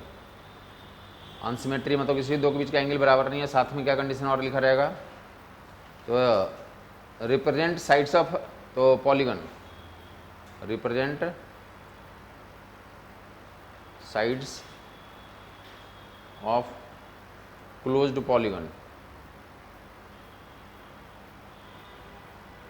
तो यहाँ भी रिजल्टेंट क्या हो जाएगा, जब अनइक्वल मैग्नीट्यूड रहेंगे और अनसिमेट्रिकल रहेंगे तो जरूरी क्या है उस कंडीशन में क्लोज्ड पॉलीगन बनाना चाहिए। तब ये क्लोज पॉलीगन के साइड्स होंगे ये वेक्टर्स, तो जहाँ से स्टार्ट किया वहीं पे अंत हो जाएगा, तो डाटा रिजल्ट विल बी 0। तो ये थ्योरम भी आपने सीख लिया था। बनमोर हम लोग वेक्टर्स में क्या करने जा रहे हैं, तो हमारे पास अब वेक्टर में 2 पॉइंट और बचे हुए हैं। एक तो क्या तो डाटा भी डायरेक्शन कोसाइन या 3 डायमेंशन वेक्टर बोलते हैं, 3D वेक्टर्स, और एक बचा हुआ लामीज थ्योरम। तो पहले क्या करवाऊँ, ये 2 पॉइंट हमारे पास और बचे हुए वेक्टर्स में। वेक्टर के तो बेसिक फंडे आपको दे दिए, बता दिए वेक्टर कभी ख़त्म नहीं होगा। क्यों नहीं ख़त्म होगा, वेक्टर लैंग्वेज है फिजिक्स का, वेक्टर कोई अलग से टॉपिक। काफ़ी लोगों के मन में दिमाग में आ रहा होगा कि क्रॉस प्रोडक्ट तो एनसीईआरटी में तो कहाँ पे उसने दिया है, तो रोटेशन में दिया जा करके। जब वेक्टर कहाँ पे दिया तुम्हारा एनसीईआरटी में, तो जब मोशन इन ए प्लेन पढ़ते हो वहाँ पे लिखा है, समझ आई बात नहीं आई? लेकिन वो क्या है तो लैंग्वेज है, तुम्हें पहले से पता होना चाहिए, अदरवाइज जो तुम एनसीईआरटी में जाओगे तो फिर तुम्हें फिजिक्स समझ नहीं आएगी। वो बताते हैं कि एनसीईआरटी में वेक्टर कहाँ पे लिखा हुआ, मोशन इन ए प्लेन, जबकि तुम्हें इसकी ज़रूरत कहीं पे भी पड़ जाएगी। रिजल्टेंट जो शुरू से स्टार्ट हो जाता है निकालना, या क्रॉस प्रोडक्ट डॉट प्रोडक्ट तो कहाँ पे इस्तेमाल होगा जा करके, तो डॉट प्रोडक्ट होगा बार पावर एनर्जी में, और क्रॉस प्रोडक्ट कहाँ पे इस्तेमाल होगा तो रोटेशन में, जबकि तुम्हें ये लैंग्वेज पहले से आना चाहिए। समझ में आई बात? तो इसलिए वेक्टर तुम्हें अलग से पढ़ा दिया गया। ये कोई टॉपिक नहीं होता, इनका मोस्टली इस्तेमाल होता है, तो जहाँ पे इनका इस्तेमाल हो डायरेक्ट एनसीईआरटी में वहाँ पे दे दिया गया। जैसे हम हमारे समय में जब पढ़ाई होती थी ना, तो टीचर स्टार्ट करता था वेक्टर से और अराउंड 6 महीने वेक्टर चलता था। वेक्टर कितने महीने चलता था? 6 महीने पढ़ाया जाता था। मतलब वो यहीं पे तुम्हें जैसे F = I L cross B लिख करके हमने छोड़ दिया ना, वो यहीं पे मैग्नेटिक फील्ड के सवाल करवा देता था। समझ आया? तो नहीं, मैग्नेटिक फील्ड के सारे फंडे यहीं पे पढ़ा देगा वेक्टर में ही। फिर तुम्हारा वेक्टर खत्म होगा, तुम्हारा फिजिक्स खत्म हो गया। समझ आई बात? तो वेक्टर लैंग्वेज है फिजिक्स को पढ़ने का एक तरीका। पूरा फिजिक्स को सिर्फ वेक्टर तुम्हें आता तो समझ सकते हो, या सिर्फ पूरे फिजिक्स को तुम्हें तो क्या आता है, कैलकुलस आता है, जहाँ डिफरेंशिएशन इंटीग्रेशन होते हैं। तो अगर वो तुम्हें समझ आता तो पूरा फिजिक्स कर सकते हो। जब तो सिर्फ तुम्हें क्या अप्रोच आता है, रिलेटिव अप्रोच आता है। क्या रिलेटिव, जहाँ पे एवरेज भी बोलते हैं, एवरेज अप्रोच आता है, रिलेटिव अप्रोच आता है, तो पूरा फिजिक्स तो कंप्लीट कर सकते हो। तो फिजिक्स को पढ़ने के 3 मेथड होते हैं। कौन सा बोलते हैं? VCR method. VCR method. V for क्या हुआ? Vector. C for calculus. R for relative approach. ये 3 चीज़ आती है तो पूरा फिजिक्स तुम किसी एक इंडिविजुअली से पढ़ सकते हो। बट हम तीनों पढ़ते हैं। कारण क्या होता है कि कहीं पे वेक्टर मेथड आसान होता है, कहीं पे कैलकुलस मेथड आसान होता है, कहीं पे रिलेटिव अप्रोच आसान हो जाता है।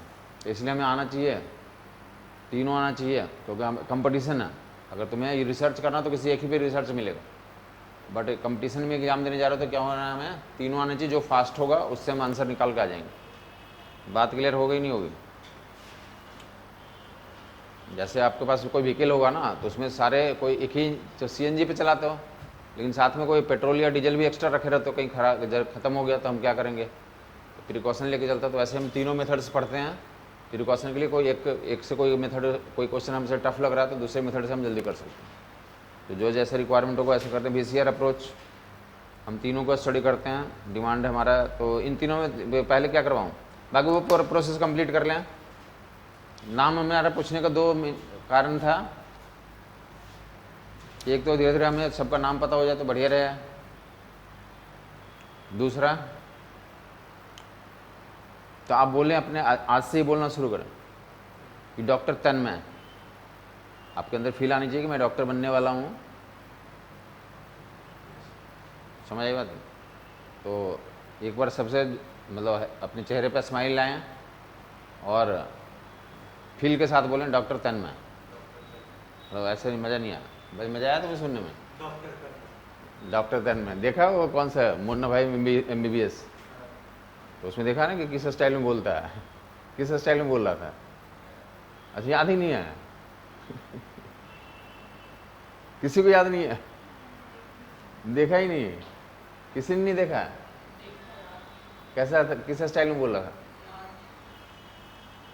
अच्छा, सबको जो है ना रैगिंग कर रहे होते हैं और सभी बस वो अंडर पैंट तो पहने रहता हो, जो जांघिया बोलते हैं ना, अंडर बियर, तो अंडर बियर ही पहन रहता है और आके ऐसे बोलता है। समझ आई बात नहीं? मतलब स्टेज पे बॉडी दिखा करके बोलता है मैं ये। मतलब तुम्हें मेडिकल कॉलेज जाओगे ना, तो पहले तो ये नियम था, आजकल का मुझे पता नहीं है, तो एक बार तुम्हें नंगा कर देंगे। समझ आई बात नहीं? जब तुम्हारा जो फ्रेशर नाइट होगा ना जिस दिन, मतलब तो उस दिन जो है कि सबको एक कमरे में बंद कर देंगे, सबके कपड़े उतार देंगे। मतलब इक्वलाइज किया जाता है वो कोई नियम, मतलब इक्वलाइज किया जाता है कि तुम अब जैसे तुम पता होगा एयरफोर्स में उतर जाते हो तो मैदान में उतार देते हैं, पूरे खुला मैदान रहेगा उसी में सबके कपड़े उतार लिए जाएंगे। तो वैसे तुम डॉक्टर या इंजीनियर बनने जाओगे तो वहाँ पे इक्वलाइज कर देंगे कि तो ऐसे नहीं कि तुम्हारे लिए हम बहुत कौन सा था 5वीं दुनिया का आदमी है, 6ठे दुनिया का आदमी है, सब तुम यहाँ डॉक्टर बनने आओ सब बराबर ही हो। समझ आई बात नहीं? जैसे देखते हो ना कोई भी कॉलेज का बाद में डॉक्टर है तो आपस में मिलता होगा तो पता लगा कितने जन्मों से जानता है एक दूसरे को, वो जानता है। सेम ही प्रोसेस के साथ भी हुआ है, जैसे जैसे हम पढ़ के आए वैसे वैसे ये भी पढ़ के आया, ये भी नंगा हो चुका है एक बारी, तो कुछ बचा नहीं है कि एक्स्ट्रा कुछ। समझ आई बात नहीं? उसको बोलते हैं मैच्योरिटी डेवलप करना, तुम्हारे अंदर मैच्योरिटी आ जाएगी उससे। असल नहीं, काफ़ी लोगों को लगता है हम तोप हैं, हम ये हैं, तो धीरे धीरे तुम क्या हो जाओगे, तो समझना शुरू कर दोगे हम भी वही 5 तत्वों से बने हुए हैं, कोई छठा तत्व नहीं है तुम्हारे अंदर। तो एक बार फील के साथ बोले, डॉक्टर तन्मय। डॉक्टर तन्मय। हाँ जी, डॉक्टर लक्ष्मी नारायण। थोड़ा जोर से बोले हैं, या इतनी स्लो बोलते हो तुम? नहीं नहीं, थोड़ा और लगाओ जोर। Doctor Lakshmi Narayan, doctor Deepika, doctor सत्य, डॉक्टर आशा, डॉक्टर अनुमा, डॉक्टर नश्यता, डॉक्टर निशान। हाँ, तो सुबह उठने के बाद पहला यही काम करना शुरू कर, समझेगा ना, ताकि तुम्हारे अंदर पूरे दिन एनर्जी बनी रहे। तुम पढ़ाई करते रहो कि नहीं हम डॉक्टर बनने वाले हैं, हमें डॉक्टर बनना है। अरे समटाइम्स क्या तो भूल जाते हो तुम, मैं तो अपने ठीक है, मैं तो यही हूँ, गली मोहल्ले में घूमने वाला हूँ। तो तुम्हें सुबह सुबह बोलोगे, तुम्हें याद रहेगा अपना कि हाँ मुझे डॉक्टर बनना है, हमें पढ़ना है। और पढ़ें कितने घंटे? कम से कम 16 घंटे। 18-19 हो जाए तो कोई दिक्कत नहीं है, बट 16 घंटे तो हमें पढ़ना ही किसी कंडीशन, उसके बिना कोई उपाय नहीं है। 16 घंटे तो कौन से घंटे पहले करूं? तो याद हुआ ना तुम्हें? दूसरा किस लिए? दूसरा ये भी याद करो कि हम पढ़ेंगे किस लिए। सुबह उठ कर डॉक्टर तो तन्मय बोला, और हम सुबह से शाम तक जो है कि जो टॉप करते हैं तो उनका रूटीन होता है मोस्टली लोगों का। IIT में एक बच्चा को टॉप किया था बहुत पहले, हमारा जो 41 रैंक आई थी उसकी, 41 या कुछ ऐसे 25-30 कुछ भी ऐसा रहा होगा। तो उसका मम्मी यही बताती थी कि वो सुबह 6 बजे टेबल पे बैठ जाता है और रात में 12 बजे तक कंटिन्यूसली हिलता नहीं हो। जिस दिन उसका कहीं क्लास व्लास नहीं जाना हो तो सुबह 6 बजे टेबल पे बैठ जाता है और रात में 12 बजे तक हिलता ही नहीं है। बस टॉयलेट जाना तो गया, बाकी खाना वाना तो मैं खिलाती हूँ उसको। जैसे लंच और डिनर जो है ना, तो मैं लेके आती हूँ, बेटा चम्मच से डाल देती हूँ, खा लो बेटा, बस इतना ही। तो उसकी मम्मी बताती थी, हमें पता नहीं है, हम तो बाद में पता चला कि हाँ इसकी रैंक कितनी आई, तो फिर बताने लगी वो। तो मिनिमम तुम्हें 18 घंटा तो ऑन ड्यूटी होना ही पड़ेगा। अगर ज़्यादा कर लेते तो और अच्छा है। 3D वेक्टर्स, या हमारे पास 2 टॉपिक्स है। तो हाँ, मैं जो एक्चुअल टॉपिक है दूसरा तो बताया ही नहीं, जो मेन है। पढ़ना किस लिए? फिर तैयारी करने के लिए नहीं, हमें पढ़ना है टॉप करने के लिए। हमें दिमाग में सुबह ये उठना है कि हमें टॉप करना है, नीट में कुछ इतिहास बनाना। ऐसा नहीं कि दुनिया में आए हैं ऐसे चलेगा, कोई इतिहास बनाया ही नहीं। हमें पढ़ना किस लिए? टॉप करने के लिए पढ़ना है।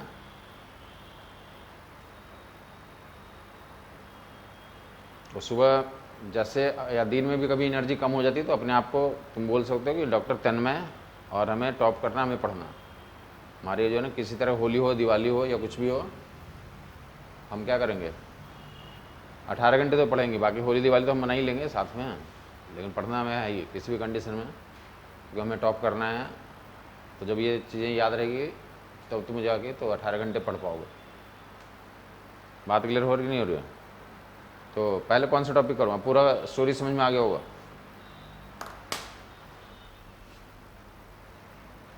थ्री डी वेक्टर्स और लामिस थ्योरम में पहले क्या करवाऊँ? 3D vectors. तो 3D वेक्टर्स एग्जाम्पल ये है, और 3D वेक्टर्स का एग्जाम्पल हमारे पास इक्वल टू कितना लिखोगे? xi plus by J plus Z के, और मैग्नीट्यूड कितना लिख लोगे? तो मैग्नीट्यूड इसका निकालना होगा, डायरेक्शन निकालना होगा। तो magnitude will be x² plus Y square plus Z square, या r² लिखना चाहोगे तो r² की value x² plus Y square plus Z square. जो टॉप करते हैं ना, बोलते होंगे ना कि हम 8 घंटे 10 घंटे पढ़ते थे, वो 24 घंटे ही पढ़ता है। 8 घंटे 10 घंटे में कुछ नहीं किसी का होता। r² equal to x² plus Y square plus Z square. हमारे जो ना, जब IIT में था तो वो टॉपर था एक, वो टॉपर भी नहीं था, वो शायद या टॉपर ही था, एक रैंक वाला जो था। तो उसके मतलब उसके रूम का तो लाइट जो है एग्जामिनेशन के समय 8-8 दिन तक जलता रहता था। समझिए तो नहीं, 8-8 दिन तक लगातार उसके रूम का लाइट ऑफ नहीं होता था। मतलब लाइट जल रहा, मतलब पढ़ रहा, तो ऑन ड्यूटी रहता था। समझ आई बात? तो बोलते हैं कि 2 घंटे 4 घंटे में मैंने टॉप कर लिया, वैसा कुछ वो सब फर्जी ही रहता है। आर स्क्वायर इक्वल कितना, ये X square plus Y square plus Z square.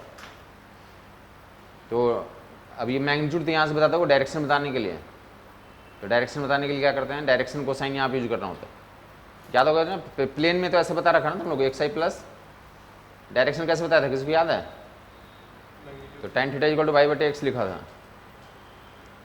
Plane में, tan theta equal to Y बटे एक्स, जिसको याद होगा तो बता रखा है ऑलरेडी कि वो ये वेक्टर एक्स कंपोनेंट है और वाई कंपोनेंट है, और ये क्या हमारे पास तो आर वेक्टर है, और ये क्या है तो वाई है और ये एक्स है, और ये कितना थीटा।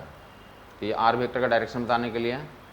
तो tan थीटा की वैल्यू कितना लिख डालोगे, वाई बटे एक्स, और बोल रखा है जिसके साथ एंगल वो कहाँ जाता है, डिनोमिनेटर में जाता है। तो ये प्लेन में ये बता रखा ऑलरेडी, प्लेन में मैग्नीट्यूड तो root of X square Y square, direction tan theta to Y बटे एक्स। तो यही प्रोसेस कहाँ पे कर रहे हैं हम लोग, स्पेस में। तो स्पेस में क्या, तो मैग्नीट्यूड इतना होगा, और डायरेक्शन के लिए क्या यूज करते हैं स्पेशली, तो डायरेक्शन बताने के लिए स्पेशली डायरेक्शन कोसाइन यहाँ पे यूज किया जाता है।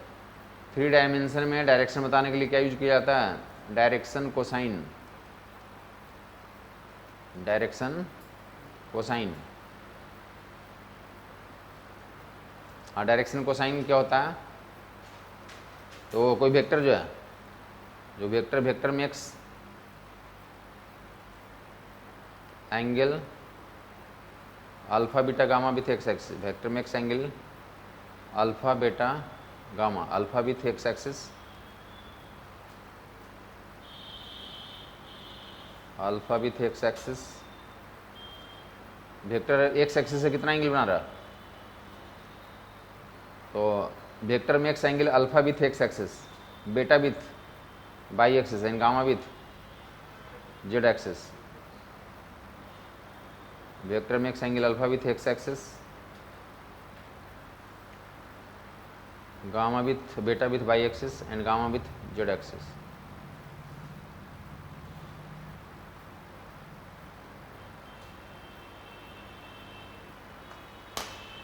Direction cosine vector makes angle, direction cosine का डिफिनेशन बताने जा रहा हूँ। तो अगर वेक्टर जो है एक्स एक्सिस का अल्फा एंगल बना रहा है, वाई एक्सिस का बीटा एंगल बना रहा है, जेड एक्सिस का कितना एंगल बना रहा है, गामा एंगल बना रहा है। कोई वेक्टर है एक्स एक्सिस के साथ अल्फा, वाई एक्सिस के साथ बीटा और जेड एक्सिस के साथ गामा, तो डायरेक्शन कोसाइन किसको कहते हैं, तो cos alpha cos beta cos gamma को डायरेक्शन कोसाइन बोलते हैं। Cos alpha cos beta cos gamma are called direction cosines.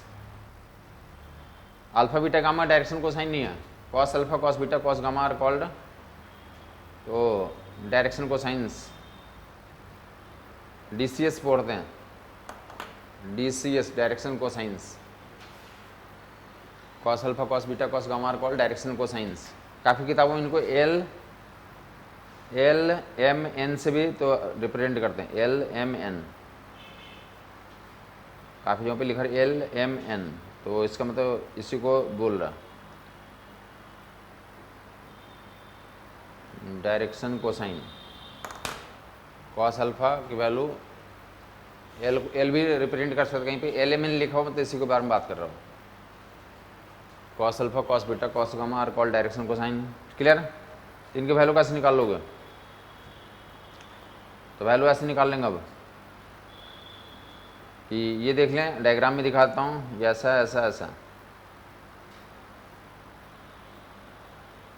या सिंपल दो डायरेक्शन अगर लेता हूँ तो तुम्हें पता चल जाएगा। मान लो 2 डायमेंशन में ये वेक्टर है, ये वेक्टर है और ये क्या हमारा बाई कॉम्पोनेंट, और ये कितना हमारा एक्स कॉम्पोनेंट, और ये एंगल कितना हमारा अल्फा बना रहा है, ये कितना बाई और ये कितना है, और ये कितना है तो आर, मैग्नीट्यूड कितना हो गया वेक्टर का, आर हो गया। तो कॉस अल्फा की वैल्यू कौन बताएगा, कॉस अल्फा की value X by R. 2 dimension में तो क्लियर कट दिख रहा ना, तो 3 डायमेंशन में दिखा देता हूँ। ये फंडा 3 डायमेंशन में आता, देखेंगे इधर एक्स बाई जेड एक्सिस है, यहाँ से ये हुआ ना, ये वेक्टर किसके साथ एंगल बना रहा है, अल्फा एंगल बना रहा है एक्स के साथ, तो कॉस अल्फा की वैल्यू एक्स बटे आर लिख दिया। और यही वेक्टर मान लो कि किसके साथ एंगल बना रहा है, इधर बना रहा है बेटा, तो वो दूसरे वाला ट्रायंगल में इधर लिखोगे कॉस बेटा कितना हो जाएगा, यहाँ से देख लो, ये एंगल बेटा तो ये एंगल भी बेटा हो जाएगा, तो कॉस बेटा की वैल्यू बता दो, बाई बटे आर हो जाएगा। और 3 डायमेंशन रहेगा तो कॉस गामा की वैल्यू कितना लिख लेंगे, जेड बाई आर लिख देगा। 3 डायमेंशन रहेगा तो क्या लिख लेंगे, तो वेरीफाई कर दिया। बाकी cos alpha cos beta cos gamma के वैल्यू कितने होते थे, एक्स बटे आर वाई बटे आर जेड बटे आर। डायरेक्शन कोसाइन की वैल्यू लिख दिया। सवाल पूछा था कि डायरेक्शन कोसाइन की वैल्यू निकालो, तो तुम्हें ये फार्मूला याद होना चाहिए कि cos alpha cos beta cos gamma को ही डायरेक्शन कोसाइन कहते हैं और इनकी वैल्यू इतनी इतनी होती है। Cos alpha cos beta cos gamma,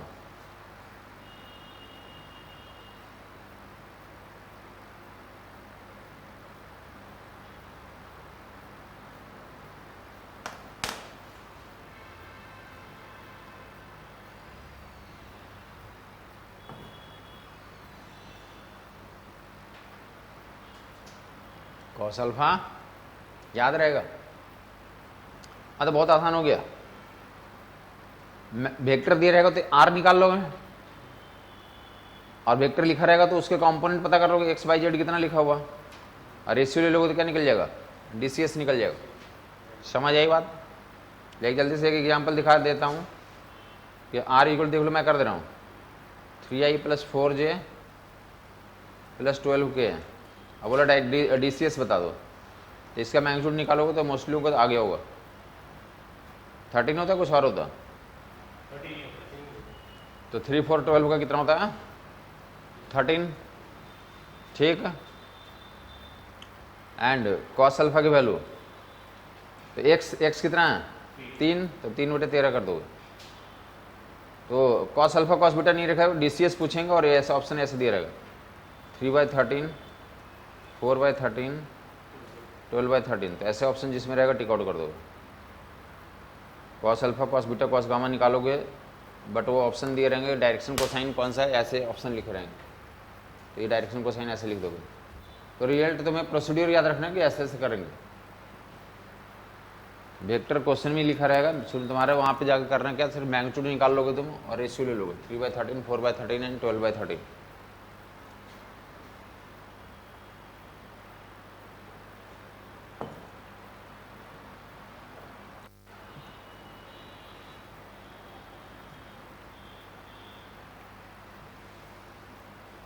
three by 13 4/13 12/13 done. आगे मूव करोगे तो अब क्या था, रिजल्ट तुम्हें पता हो गया, cos alpha cos beta cos gamma की वैल्यू आ गई, तो इनको स्क्वायरिंग एडिंग कर दो। इनको स्क्वायरिंग एडिंग कर दोगे, cos square alpha plus cos square beta plus cos square gamma, कौन बताएगा क्या आ जाएगा,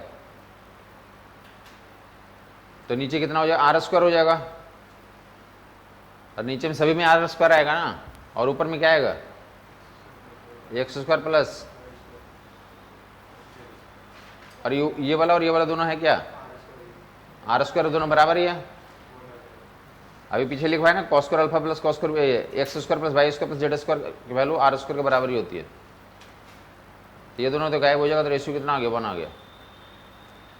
तो रिजल्ट आ गया तुम्हारे सामने, डायरेक्शन कोसाइन के स्क्वायर्स का सम 1 के बराबर होता है। डायरेक्शन कोसाइन के स्क्वायर्स का सम 1 के बराबर होता है। डायरेक्शन कोसाइन के स्क्वायर्स का सम 1 के बराबर होता है।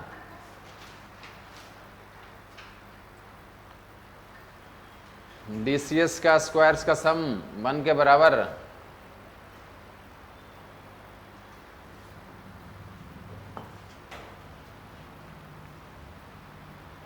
डीसीएस के स्क्वायर्स का सम 1 के बराबर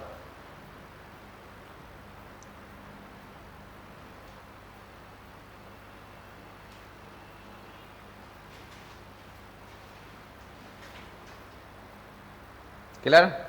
किसको किसको याद हो गया, इसको काफी जगह पे result l² plus m² plus n² लिखा रहेगा, l² plus m² plus n² भी लिख रहेगा, डेट विल इक्वल टू 1। या इसको तो आगे फार्मूला इसको क्या करते हैं 1 माइनस साइन स्क्वायर अल्फा भी लिखते हैं, 1 minus sine square alpha 1 minus sine square beta 1 minus sine square gamma that will equal to 1। तो sine square alpha plus sine square beta plus sine square gamma की value कितनी आ जाएगी, sine square alpha plus sine square beta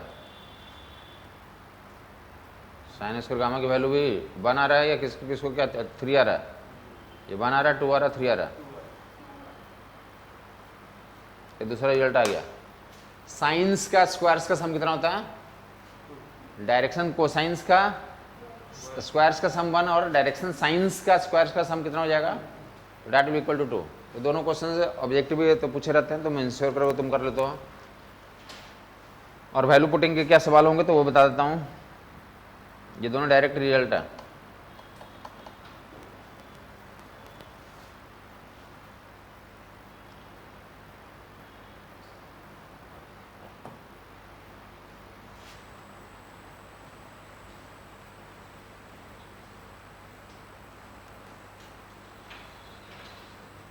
सवाल क्या होगा, कौन बताएगा? तो 3 अननोन अल्फा बीटा गामा, कोई 2 दिया रहेगा, तीसरा निकालो। दिया रहेगा कि कोई वेक्टर है जो कि तो एक्स के साथ अल्फा बना रहा है, वाई के साथ बीटा बना रहा है, तो गामा जेड के साथ कितना बनाएगा? तो एक्स और वाई के साथ दिया रहेगा, तो ये दिया तो गामा निकल जाएगा यहाँ से। समझ में आई बात? और ये हर किताब में सवाल दिया हुआ, ये देख लोगे कि कोई वेक्टर जो है तो वेक्टर तीनों के साथ इक्वल एंगल बना रहा है। वेक्टर में X equal angle with X axis, Y axis, Z axis. Special case हो गया वेक्टर में एक्स इक्वल एंगल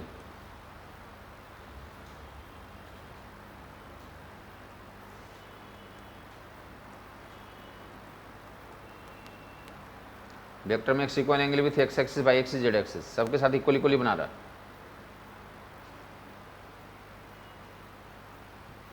तो अल्फा निकालें या कॉस अल्फा निकालें या वेक्टर लिखें, समझ आया कुछ? तो क्या करोगे तुम? तीनों एंगल बराबर बराबर ही है।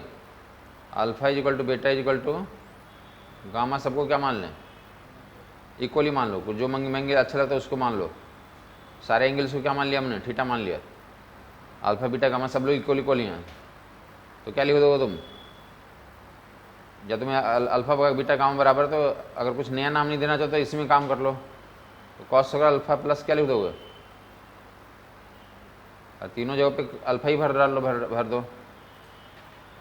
तीनों जगहों पे क्या भर दें? तो 3 कॉस स्क्वायर अल्फा कितना हो गया?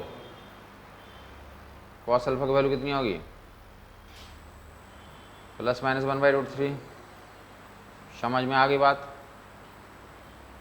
कॉस अल्फा की वैल्यू कितनी होगी हमारी? तो डेट विल 1/3। तो कंपोनेंट पूछ रहे थे, X component, Y component, Z component बता दो। तो एक्स कंपोनेंट कितना था?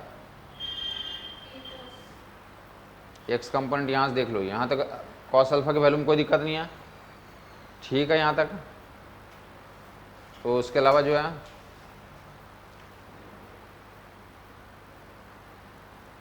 तो कंपोनेंट अभी कॉस अल्फा की वैल्यू कितना लिखा था तुमने?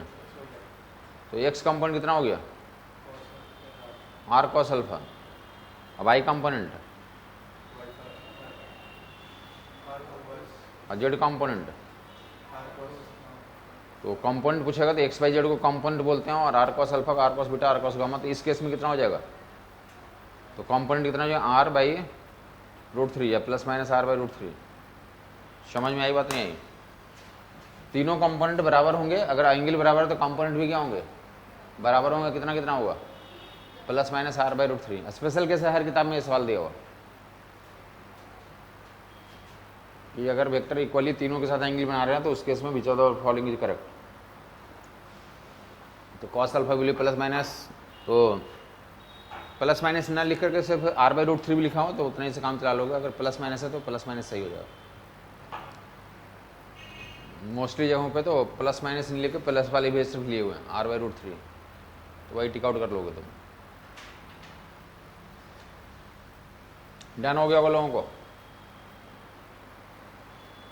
वेक्टर में X equal angle with all 3। ऐसा कर लो, बता दिया कि 2 एंगल दिया रहेगा, तीसरा निकाल लोगे। यहाँ पे तीनों दिए हुए थे तो कॉस अल्फा की वैल्यू निकाल लिया। क्या निकाल लिया हमने? कॉस अल्फा की वैल्यू निकाल ली। और कंपोनेंट पूछे जाएंगे तो ऐसा कर लोगे। कंपोनेंट पूछे जाएंगे तो ऐसा कर लोगे, ठीक है?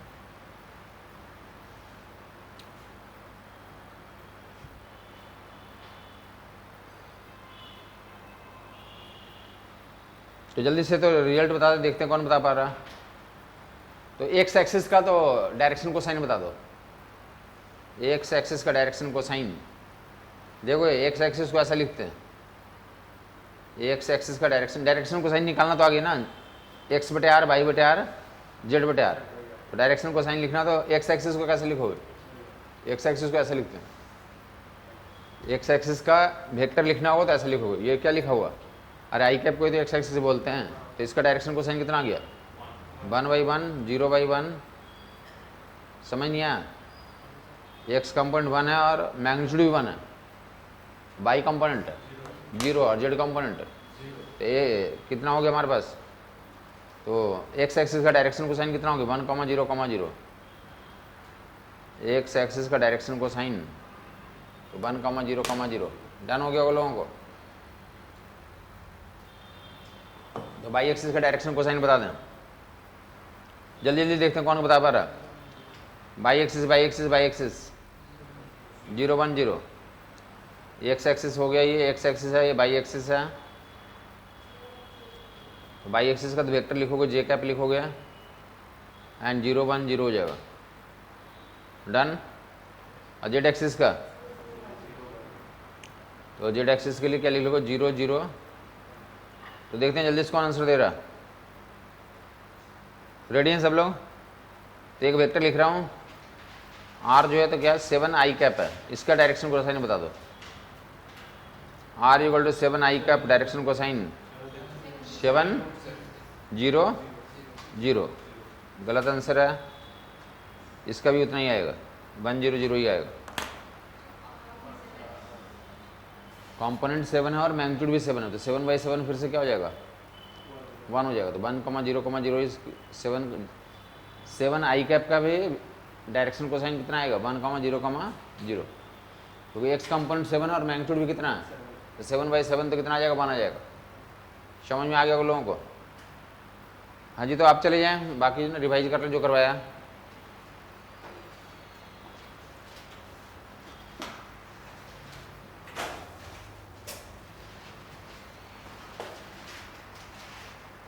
जो क्लास में करवाया और रिवाइज कर लें।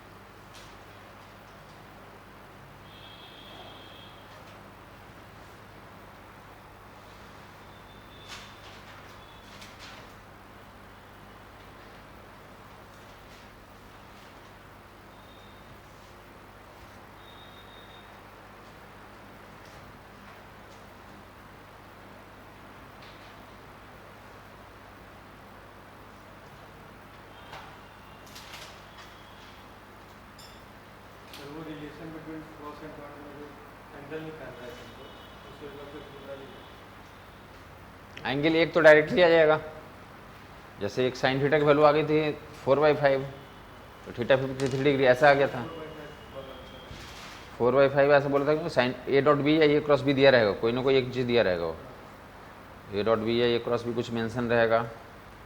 मान लो कि डॉट प्रोडक्ट कितना दिया हुआ है, तो ए डॉट बी दिया हुआ कितना, तो बाई द सपोज 30 दिया हुआ, और ए और बी का मैग्नीट्यूड कुछ गिवन है, तो कितना दिया था? तो ए बी कॉस थीटा हो गया, ए और की वैल्यू और बी की वैल्यू मान लो कि 10 और 5 दिया हुआ, तो 10 and 5 cos theta equal to, ये कॉस थीटा की वैल्यू 3/5 हो गई,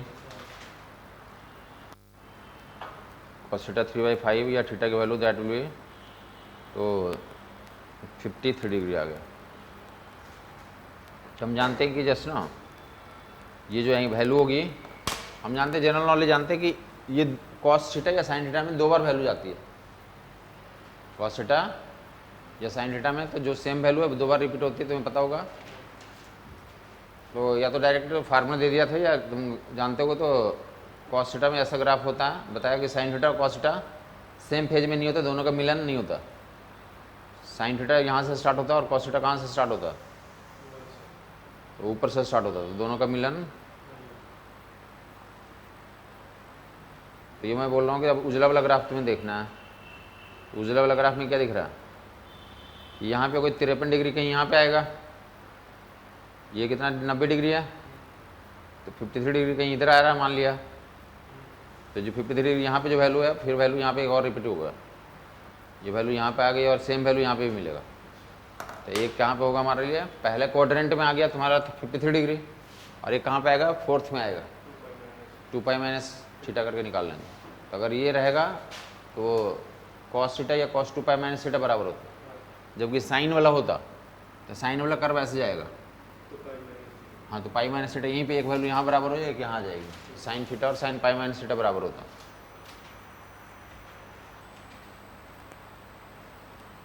यूजुअली एंगल्स वाला जो सवाल तुम्हारी किताबों में दिया हो, एंगल नहीं पूछा वो, मैं अपनी तरफ से पूछ लिया, मैंने वो कर दिया। दूसरा वाला डॉट प्रोडक्ट या क्रॉस प्रोडक्ट मैग्नीट्यूड वाली +-30 या +-40 वाला सवाल तुम्हारा पूछा हुआ है।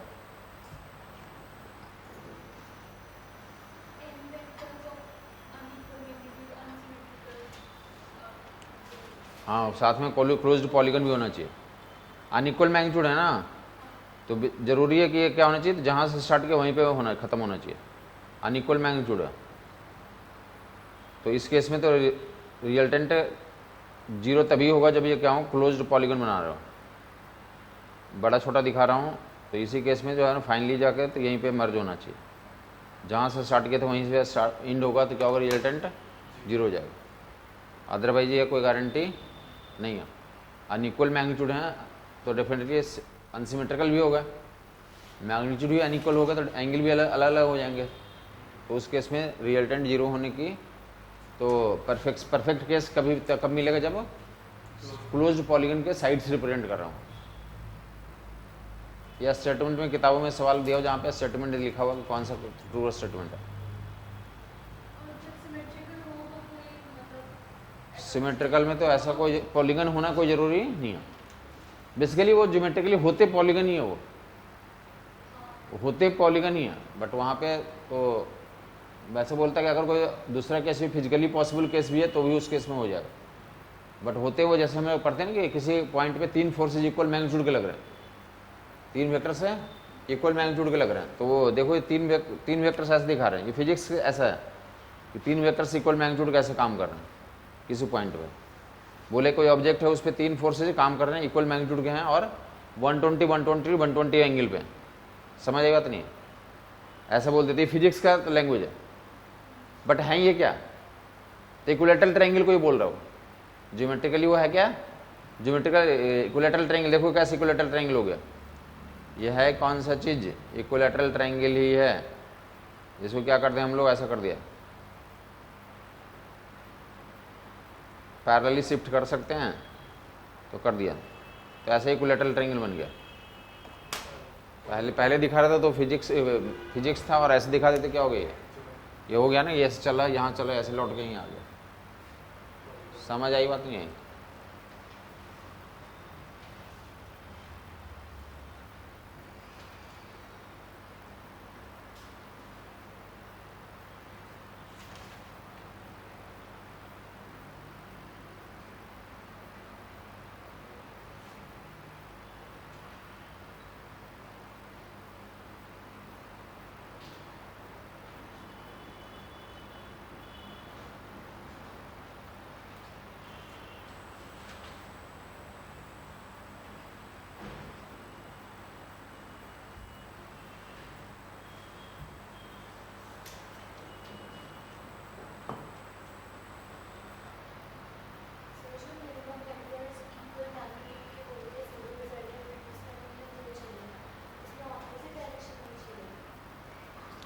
हाँ, मतलब हमें अपनी तरफ से डेवलप करना,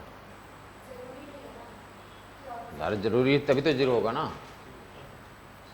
जरूरी है, वो भी मस्ट कंडीशन है तभी 0 होगा। मैग्नीट्यूड इक्वल होनी चाहिए, डायरेक्शन अपोजिट होनी चाहिए, जरूरी कंडीशन ही है।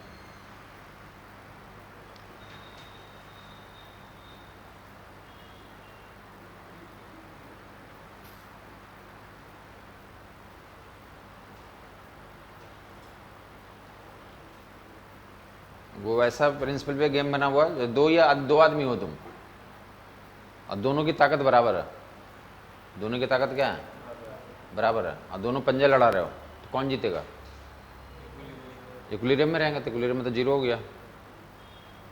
एक इधर से पुश कर रहा है, दूसरा इधर से पुश कर रहा है, दोनों का मैग्नीट्यूड बराबर, डायरेक्शन अपोजिट है, तो नेट कितना हो जाएगा? जीरो हो जाएगा। समझ आ गई बात? जो डेली गली मोहल्ले में होता रहता वही चीज़ पढ़ाया जा रहा है। विजुलाइज करोगे तो सारे जो है गली मोहल्ले काम हो जाते हैं। क्लासिकल फिजिक्स है, क्लासिकल फिजिक्स में जो आदमी जो अपने काम में यूज कर रहा है उसी को पढ़ रहा है।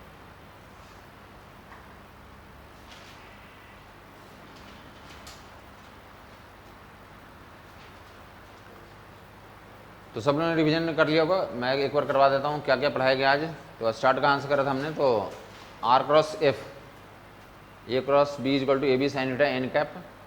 इसमें बता दें कि ए एंड एन कैप के बीच का angle 90 degree, B and N cap के बीच का एंगल 90 डिग्री। डॉट प्रोडक्ट क्या हो जाएगा? जीरो हो जाएगा। ए और बी के बीच का कुछ भी एंगल हो सकता है। तो ये सारे एग्जाम्पल दिए। Torque equal to are cross F में tau dot are zero, F dot tau zero. समझ ये बात?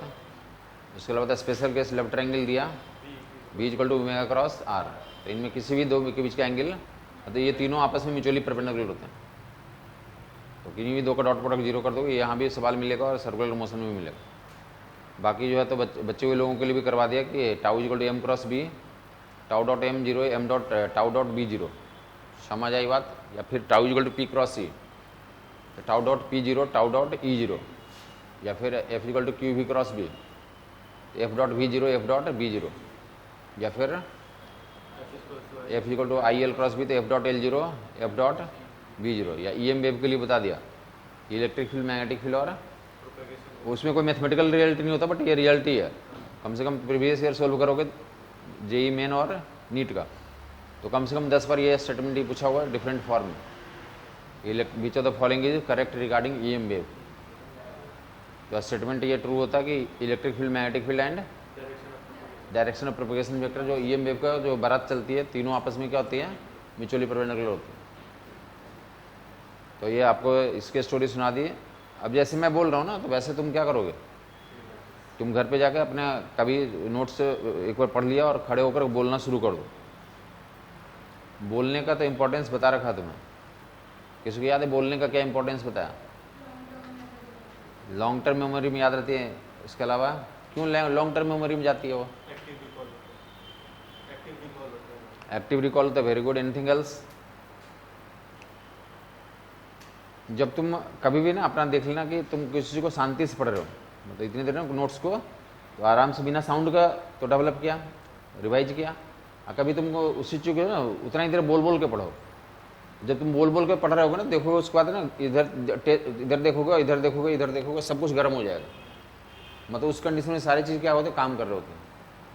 तुम समटाइम्स बैठे होते तो तुम्हारा दिमाग इधर उधर भी काम करता रहता कि पढ़ भी रहे हैं, ए क्रॉस भी बहुत पढ़े हैं, ठीक है, तो दिमाग इधर भी लगता रहता। लेकिन जब तुम बोलते रहोगे तो तुम्हारा क्या होता है? तो फोकस चेंज हो जाता है और दिमाग सब कुछ काम करने से ये गर्म हो जाता है। ये गर्म हो जाने का मतलब क्या है? अरे काम कर रहा है, काइनेटिक एनर्जी पता होगा ना, काइनेटिक एनर्जी है मतलब टेम्परेचर आएगा। बात क्लियर हो रही नहीं है? और दूसरा और क्या फ़ायदा होता है? जब हम बोलते हैं तो हम एक ही बार बोलते नहीं, 2 बार बोलते हैं। जैसे हमने बोला तो हम बोले भी और सुने भी। एक तो मैं बोल रहा हूँ, साथ में मैं क्या कर रहा हूँ? तुम्हें समझ नहीं आ रहा हो? 2 बार है, एक ही बार है? मैंने बोला कि a cross B equal to A B sine theta N cap होता, तो हमें एक बार सुनाई पड़ा, 2 बार सुनाई पड़ा? अरे 2 बार सुनाई पड़ा। जैसे तुम कभी पता हो ना पहाड़ी वैली में चले जाओ, तो वहां पे जब बोलते हो तो क्या आता बाद में? इको आता। तो यहाँ पे भी इको आ रहा है, बट उसको तुम डिस्टिंग्विश नहीं कर पा रहे हो। तुम जो बीट्स का फॉर्मेशन में तुम्हें पढ़ाऊंगा कि बीट्स 2 तरह का होता है, एक बनता है और रिकॉग्नाइज होता है, दूसरा सिर्फ बनता है, रिकॉर्ड नहीं होगा। तो यहाँ पे इतना पास में है कि रिफ्लेक्शन से जो है तो इतना कम टाइम इंटरवल है कि रिकॉग्नाइज नहीं हो रहा, बट सुनाई डेफिनेटली पड़ रहा है और मल्टीपल टाइम सुनाई पड़ रहा है। इधर से भी अगर डिस्टेंस अलग है तो इधर के रिफ्लेक्शन से भी सुनाई पड़ रहा है और इधर के रिफ्लेक्शन से भी सुनाई पड़ रहा है, इधर से भी पड़ रहा है, इधर से भी पड़ रहा है, अलग अलग टाइम पे आ रहा है। लेकिन टाइम इंटरवल इतना कम है, टाइम इंटरवल, क्योंकि हम उसको रिकॉर्ड नहीं कर पा रहे हैं। लेकिन हमारा दिमाग तो कर रहा है ना। समझ आ रही बात नहीं? तुम्हारे साथ हो रहा है वो चीज़ें, बट अब समझ में आया कुछ मतलब लगा कि सही बोल रहा है या गलत बोल रहा है। मैंने जब तुम्हें पहली बार बोला कि हम जब बोल रहे हैं तो 2 बार बोल रहा हूँ, तुमने बोला नहीं मैं 1 बार सुन रहा हूँ तुम, जबकि मैंने बोला मैं 2 बार मिनिमम तो सुन ही रहा हूँ। क्यों सुन रहा हूँ? तो इक्वल से सुन रहा है, इधर से भी हो रहा है, इधर से भी, इधर से भी, इधर से भी हो रहा है। अगर बीच में रहेंगे तो एक ही बार सब जगह से साइमल्टेनियसली पहुंच जाएगा, बट अलग अलग डिस्टेंसेस में, तो इको डिफरेंट टाइम्स पे आएगा। और आपको पता होगा कि हमारा जो सेंस है या कान है, तो कितने सेकेंड्स के इंटरवल पे 2 साउंड वेव आते हैं तो उसको डिस्टिंग्विश कर पाता है। 1/10 सेकेंड या उससे ज़्यादा डिफरेंस रहेगा दोनों वेव आने का, तब वो क्या कर पाता है? डिस्टिंग्विश कर पाता है। अदरवाइज डिस्टिंग्विश, मैं अगर बहुत ज़्यादा तेज़ी से बोलना शुरू करूँ, जैसे तुम लेकिन ना समटाइम्स एडब गरम दिखाते हैं, बहुत तेज़ी से बोलते हैं वो, तो बहुत तेज़ी से बोलते तो तुम डिस्टिंग्विश नहीं कर पाते हो। समझ आई बात नहीं? सुन तो लेते हो लेकिन डिस्टिंग्विश नहीं कर पाते, तुम्हें लगता है कुछ कुछ बोला लेकिन पता नहीं चला। तो सेम चीज़ है कि दीवार से इको सुनाई पड़ रहा है। समझ आई बात? वेव तो लौट रही है ना। अरे नदी में पत्थर फेंकोगे तो जाके बाउंड्री से टकरा के लौटना तो है ही उसको। समझ आई बात? हो डिपेंड करता है कि उसकी लंबाई कितनी, ज़्यादा दूर है तो ज़्यादा देर लौटेगा। वेव तो ट्रेवल करते ही है ना। समझ में आ गया होगा। तो मैं बोलना ही चाह रहा हूँ कि जब तुम बोल बोल के घर पे, तुम घर पे बोल भी सकते हो अपने घर पे, कोई नहीं रहेगा वहाँ पे, आप सारे एक बार नोट्स रिवाइज कर लिया, अपना खड़े होकर एक बार बोल दिया, उससे तुम्हारा कॉन्फिडेंस बढ़ेगा। समझ आई बात?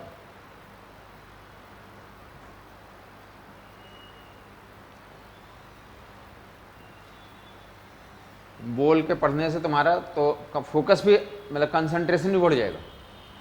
कभी करके देखना प्रैक्टिस।